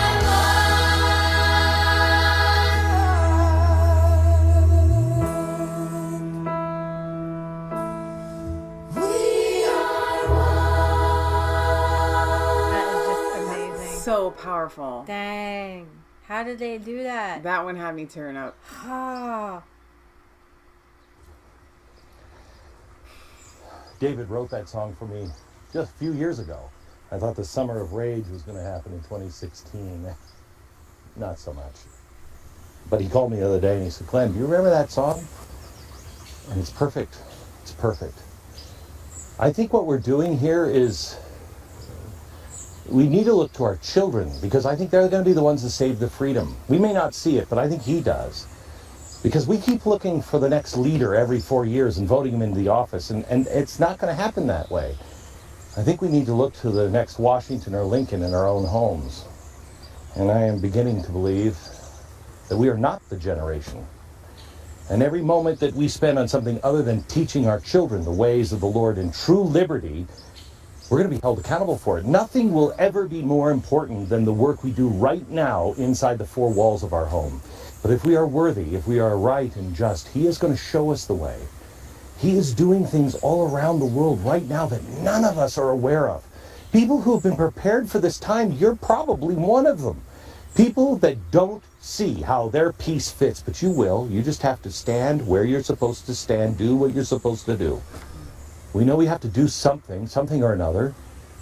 Like this, I'm doing this special because I feel like that's what he wants me to do. This is insane. I don't know if anybody's even going to watch this. And even if it does, how is it going to affect the country? Please. It would be really easy for me to dismiss and say, Lord, it's not going to be big enough. I mean, I'm just about to outline 3 easy steps that I think we need to take. But I don't know. I have no idea. I don't know his plan. This whole thing may just be because one person, maybe you, needed to hear the message that you are important. Your voice, your talent, your time, your relationships, they're of great value. So many Americans have just been beaten down, you know? I think the whole world. Look what happened with Brexit. The whole world, we're told we don't really make a difference. Shut up. Shut up. The people in Washington, the people in London or wherever, they know what's right. You don't make a difference. Your voice doesn't matter. And now we actually believe it. It's a lie. This is your permission to speak and to stand. You are a valued son or daughter of God, and what you think and do is important. Yes. As long as you're doing what he tells you to do. No more, no less. Prepare, stand, and act. Prepare, stand, act. We're all in the dark. But, and I love this, if we're all standing where we're supposed to be, when the lights go on, when the sun rises again, and we brought what we were supposed to bring, we're going to see a masterpiece revealed. It's like God is holding a giant surprise party for evil. Surprise! God planned this party. We just need to show up and bring what we were told to bring. Have faith in him. He's got us. I can't even. If we allow him. While I'm talking about having faith in things, let me speak to the next generation. Please have faith in yourself. You are the hope of all those around the globe who still are yearning to be free. They are waiting for someone, and you were born at this time in this country for a reason. Yes. You're strong enough. And my generation should be there to help all we can. You are the hero generation. The last group in the cycle, like you, they were also talked down by their elders. Everybody said, I don't know, they're not strong enough. You know, they don't know how to put an honest day's work into it right now. Well, those people were worried about the generation that freed the world and ended the evil of Nazism, fascism, communism, and against all odds, and way too late when we came in and fought World War II. But that generation fought and won. Same with yours. Wow. Your ways may not be my way, but if you listen to him and they're his way, we are fine. You know, we're told, remember not the former things, nor consider the things of old. Behold, I'm doing a new thing. Now it springs forth. Yes. You not see it? Yes. I will make a way in the wilderness. I will make rivers in the desert. Great. Believe it. And know you're a part of it. Grow a personal relationship with him, and he will guide you. I know this to be true. You will witness great and powerful miracles in your day. And I just hope I am there, and we are together to give him the proper thanks in the end. So great. Many in your generation have been lost to Marxism, to consumerism. They've been lost online. So many people of your generation are committing suicide. I come from a family of suicide. I know what that is. There's a hole. And when everything the world tells you is good doesn't fill that hole, there's nothing left. We have failed you. We have failed to teach you truly the things that are important, and we have allowed others to teach evil. So, 3-step plan. Here's the first of 3. It is an easy path to help heal and restore the unity and hope. So let me take you there and show you the path. So the first real concrete step that we have to take. Number 1, to restore unity and hope, learn the truth. We have to educate ourselves and our children on the truth. Become an evangelist for the truth. You're going to find expanded videos of the stories that you heard here today at AmericanCovenant.com, theAmericanCovenant.com. There will be additional videos and a beginning of a list of books that I would invite you to study and share at GlennBeck.com.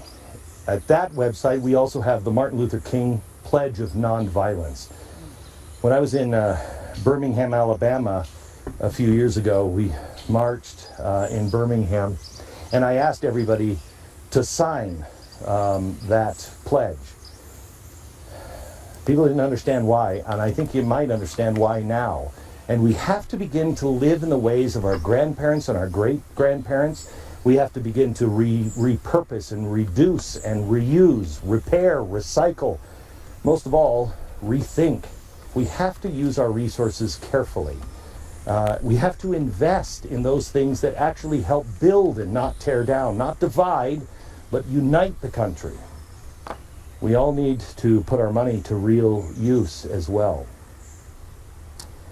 I think all of our money is going to be worthless at some point, anytime coming.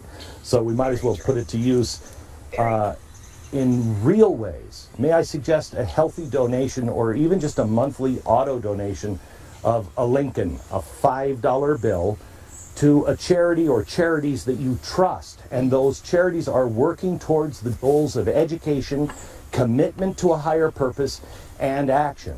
So I'm going to give you a couple of suggestions. Mercury One. Full disclosure, this is the charity I started. You don't have to do Mercury One, but listen, if you're interested in education, we are now currently educating 17 to 24-year-olds. We've been doing it for the last 3 years, a leadership training program.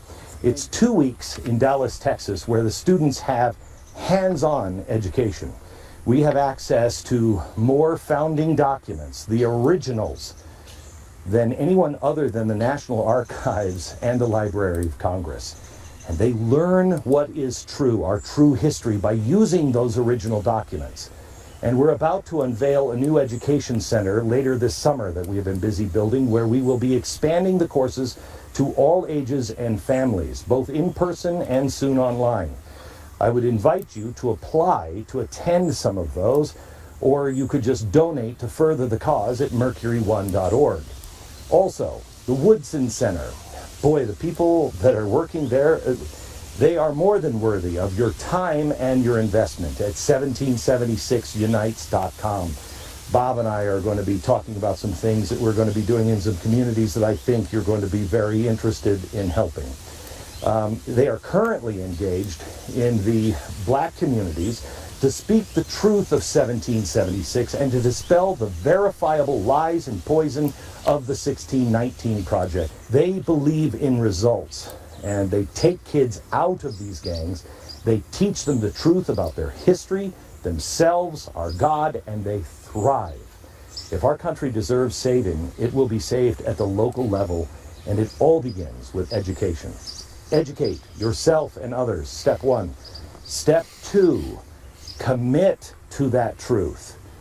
I'm going to ask you in a few minutes to listen to the words from the 1863 covenant that Abraham Lincoln declared. Amen. I want you to listen to it. I want you to discuss its meanings with your friends and your family after this broadcast. I want you to share it with members of your church or synagogue. Then take it to them and encourage them to take it and spread the word.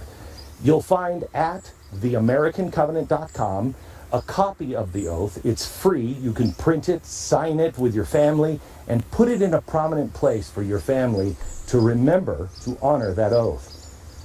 After Abraham Lincoln had been driven to his knees and he begged the Lord, "What do you want?" he made a personal covenant with God. Personal. After the Battle of Antietam, after it was won, Lincoln then told people and said, "I made a covenant, and I will, quote, honor that oath I gave to myself and my Maker." This was personal before it was national. Same here. This must be personal, a personal commitment to live the way God asks us to. And the third step is action.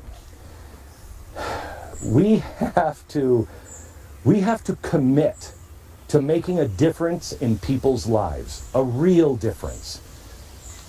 You know, I could handle some of these organizations that are currently marching against oppression if they were actually doing everything they could to stop oppression and slavery that is happening all over the world and in the United States. Yes, slavery.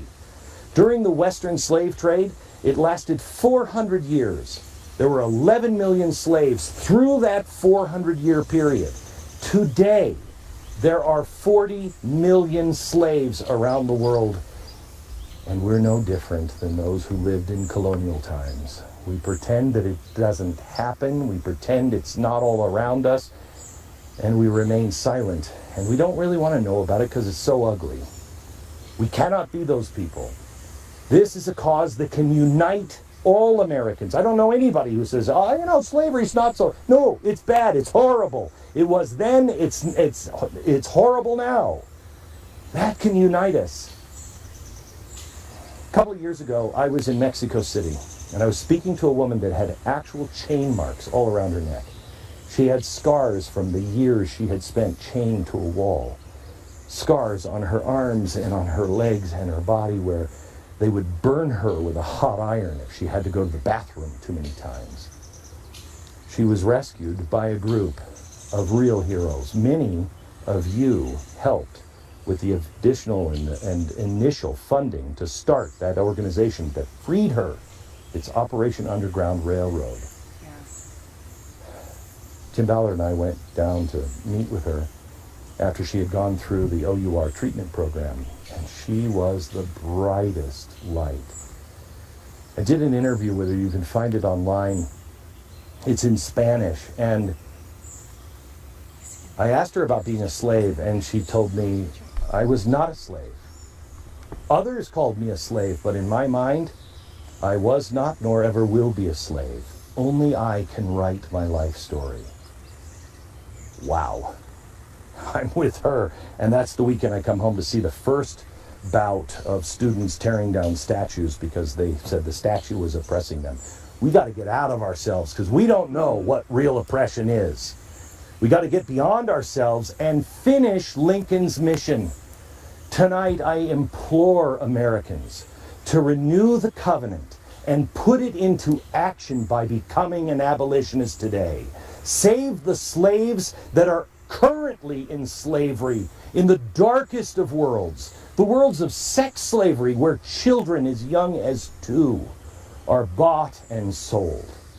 The Nazarene Fund, which we started together in Birmingham, has, I am proud to say, become one of the most influential, if not the leading force to rescue and free those who are persecuted and enslaved now because of their faith. And they are all over this planet. I urge you to join one or both of these groups.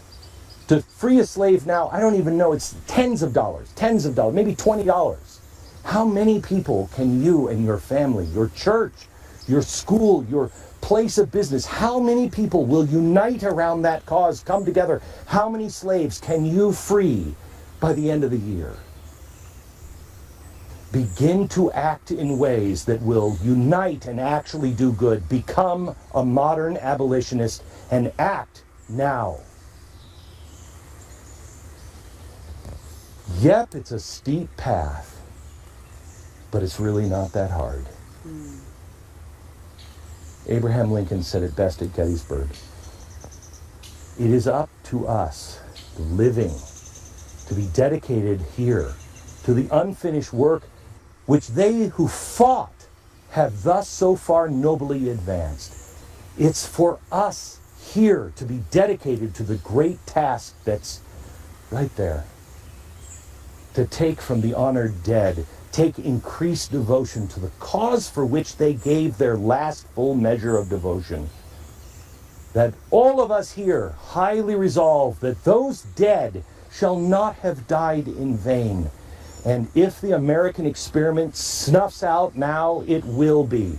If we fail now, all those lost fighting in all the wars, in all of the skirmishes, in all of the people all around the world that were striving for freedom, all the ideas we were founded on, the ideas that people came here and risked their lives on a raft, on a cargo ship, in a death-defying journey just to live it and share with their children.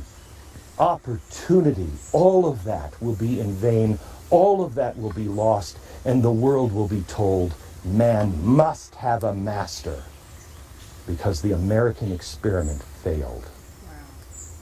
And only when the Western ideas and ideals are finally laid to rest in some lonely gravestone that no one visits, that's when the real evil and the devourers will come again.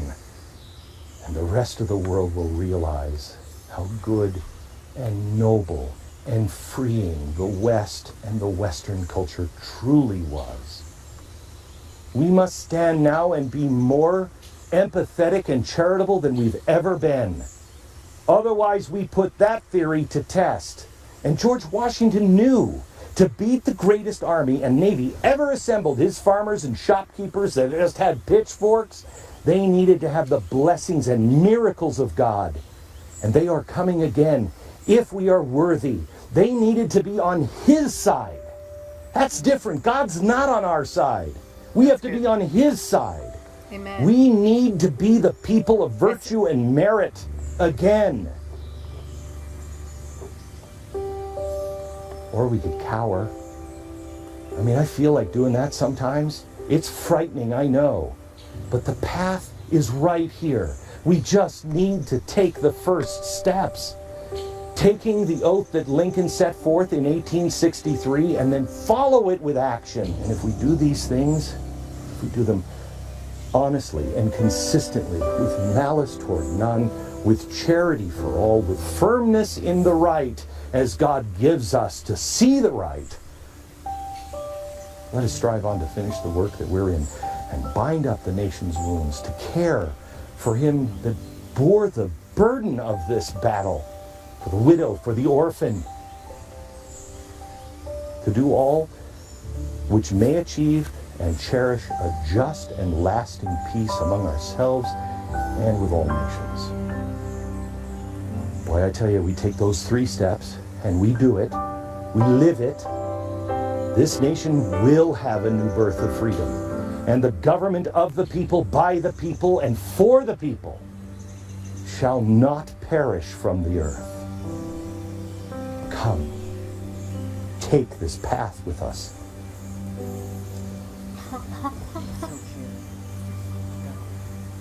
That is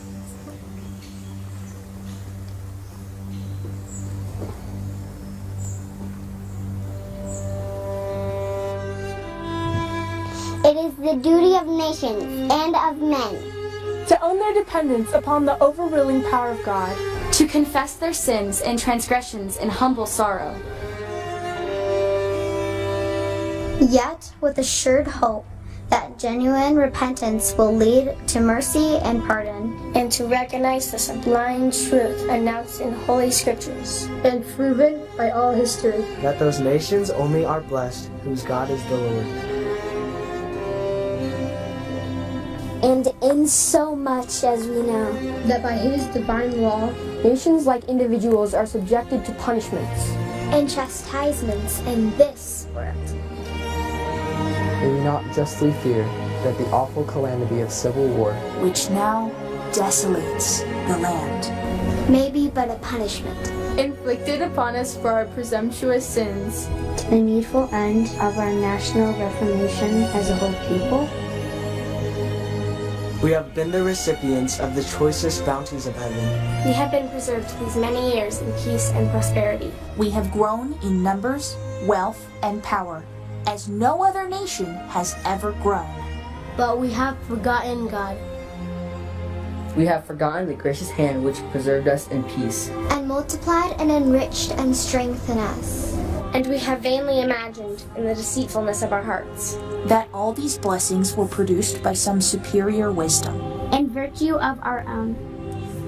Intoxicated with unbroken success, We have become too self-sufficient to feel the necessity of redeeming and preserving grace. too proud to pray to the God that made us. it behooves us then to humble ourselves before the offended power, To confess our national sins, and to pray for clemency and forgiveness. All this being done in sincerity and truth.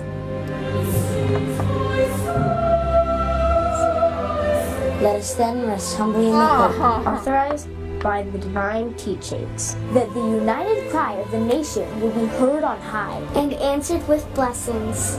no less than the pardon of our national sins and the restoration of our now divided and suffering country. to its former happy condition of unity and peace.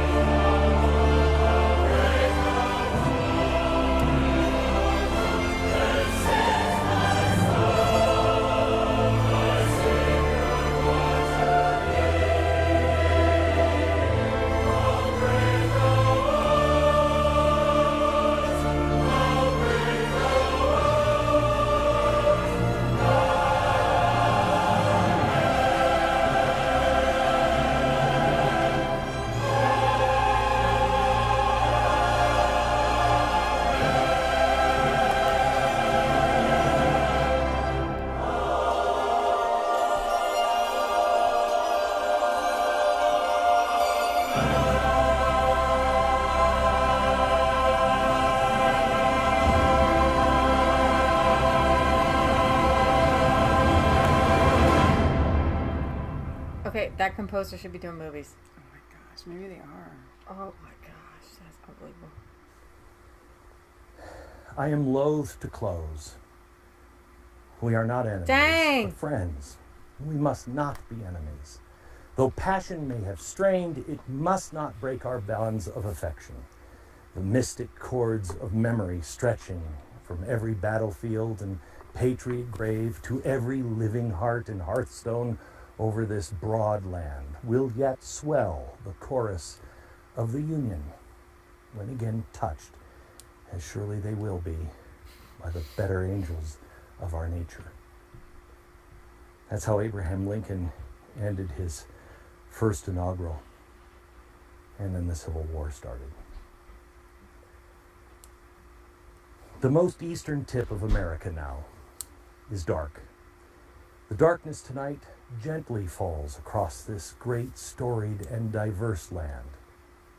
Here in the Mountain West, the light is now slipping behind her purple mountains. Majesty. In an hour or so, the very edge of this land, on the other side, the house and street lights will begin to come on, and the ships in the harbor will begin to see the reflections of her alabaster cities gleam in the waves of the mighty ocean deep. If we are lucky enough to live somewhere where man's light does not block the light of the great universe we swim in, tonight we can go outside and look up and perhaps see just a part of our next chapter as a country, as men with wings now prepare to once again fly through space to discover and claim new frontiers and new homes. The darkness of nightfall is good. It is natural, it is normal. And when we really appreciate it, it makes us feel small and insignificant, and that's good. It comes every night to refresh and to bring rest. Mm-hmm. And tomorrow, the brightness will come again, with the sun warming the earth and her peoples. And in the sunlight, we will remember once again who we truly are, humbled by the stars the night before. And we will be ready to do what Americans always do, our best. We are going to fail. In this journey, we are going to fail. We'll fail ourselves. We'll fail one another. And God forbid, we will at times fail our God. But we know the promise of our God. We know the promise of this land. It's not about the number of times we fall or fail, but the number of times we get back up again and strive to do our very best. There is forgiveness. I'm so fortunate to be the steward of this land. I come out here sometimes and I think of the people that first explored and crossed some of these mountains, who with their children, perhaps a cow or an oxen, or some of them just with a simple handcart full of the few belongings, they crossed this land with hope and with faith. I wonder how many died before the journey was through. But most of them arrived at their destination. Most of them saw, finally, the land that they had only dreamt about. But I want you to know, unlike them, the journey we set out on tomorrow, none of us are ever going to see the destination. A place run by men that is always just and fair and equitable. It won't happen because man is flawed. But we are up to the challenge to strive to, quoting our founders, make a more perfect nation. We'll never be perfect. We just have to try to be a more perfect nation tomorrow than we are today. What makes this journey so exciting is that, as is everything in life, it's never about the destination. It is all about the journey, and what a journey this promises to be. We were all born here at this time in this nation, each of us with a purpose to build up, to look up, and to help up. There is glory in this land, just as there is glory in our God. As the battle hymn states, a God who died to make men holy. Tomorrow, let's come together. Let's begin to live to make men free. I will stand. I will raise my voice. I will hold your hand, for we are one. From the Standing Rock Ranch, in God's country.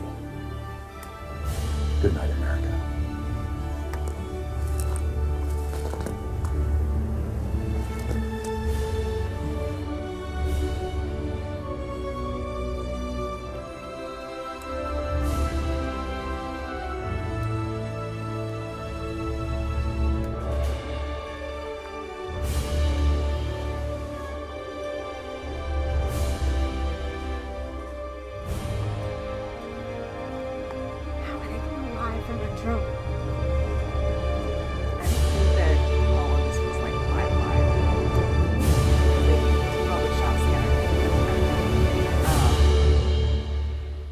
So,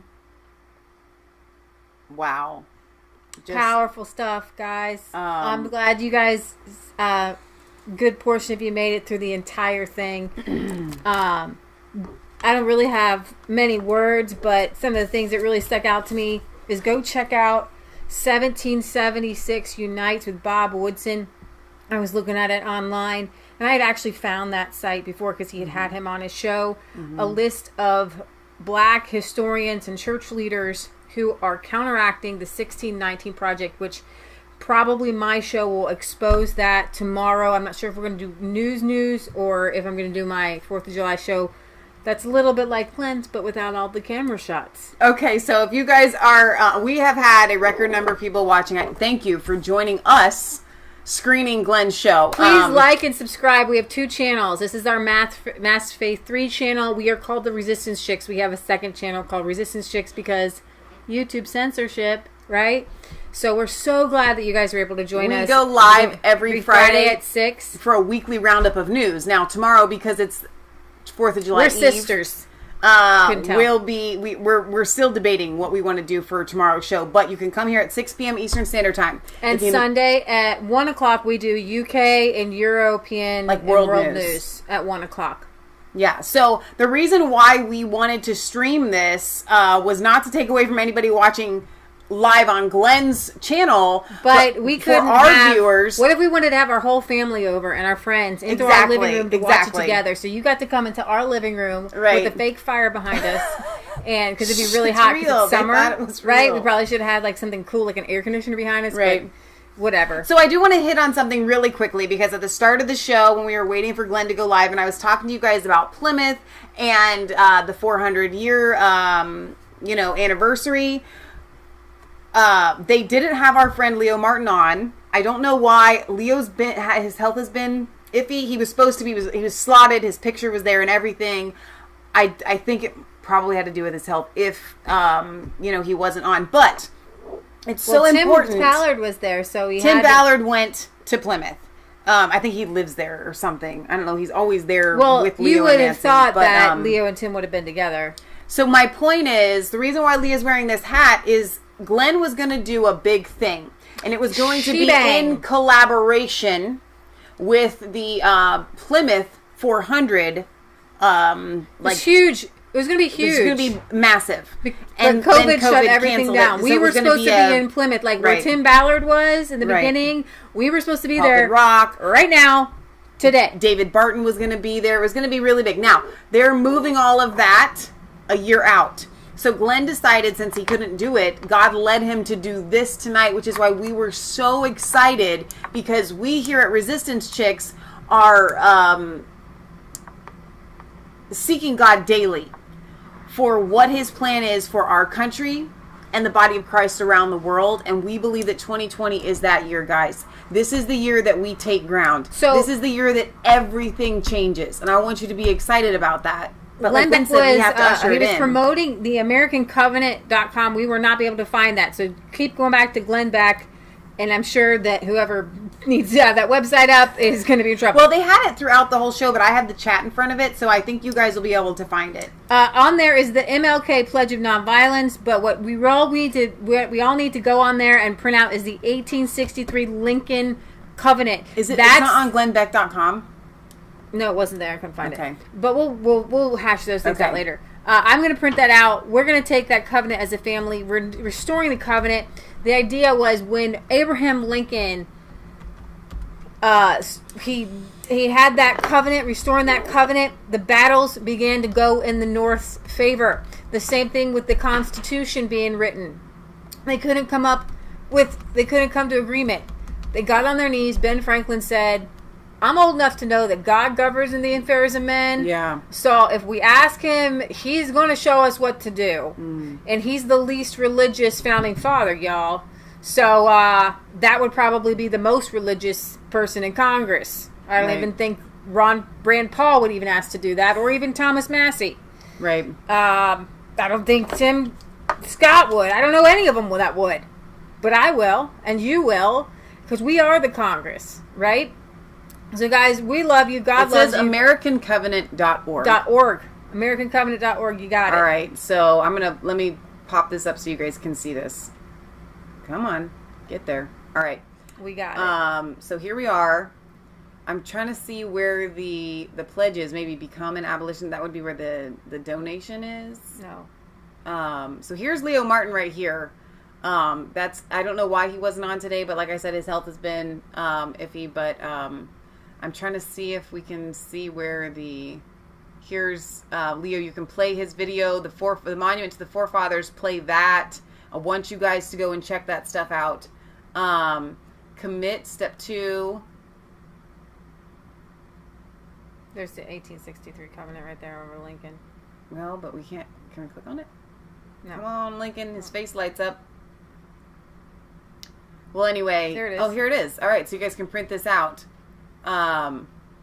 We, the people of the American Covenant, gather in celebration of the 400th anniversary of the forefathers of Pilgrim coming to this continent. They came with assurance from the Almighty that their sacrifice and dedication were of divine purpose. They arrived on the wings of a vision that freedom can and will provide the fertile soil to create, to dream, to explore, to worship, and to pursue happiness. We reaffirm that all rights come from God to all people, not to guarantee success, but the prospect to endeavor. We reassert that the powers of a government come from the rights of the people. Today, we join with the Pilgrims 400 years later and commit our lives and our fortunes and our sacred honor to protect the American Covenant and our God-given freedoms. So you can download this here, right? Print it off, sign it. So Abraham Guys, Lincoln's so amazing. proclamation as president was so on awesome. Trying to find the exact date, 1863.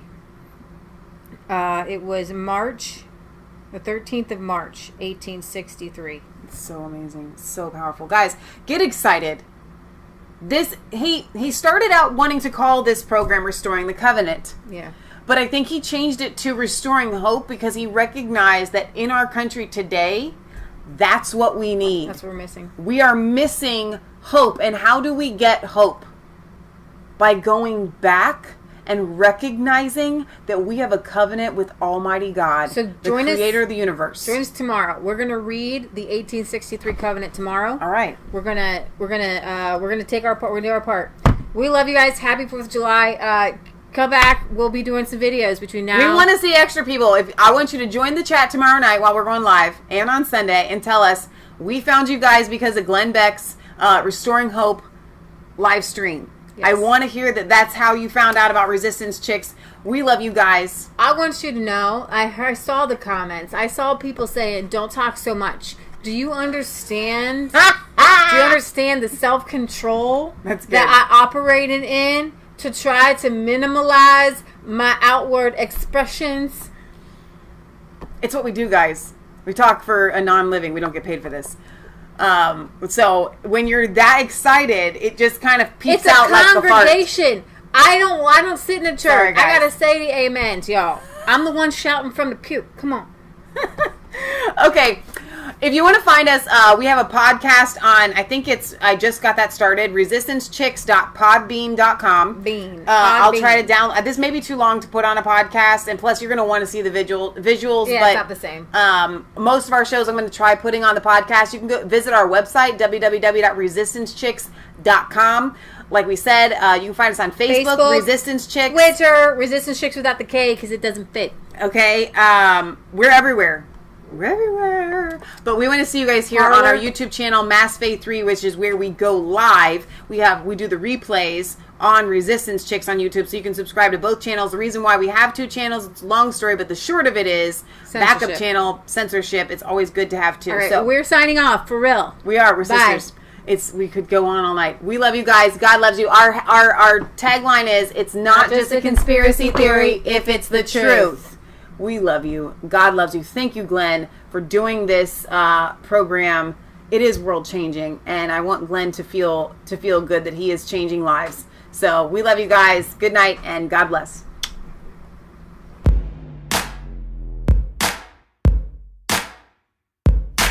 I was cold.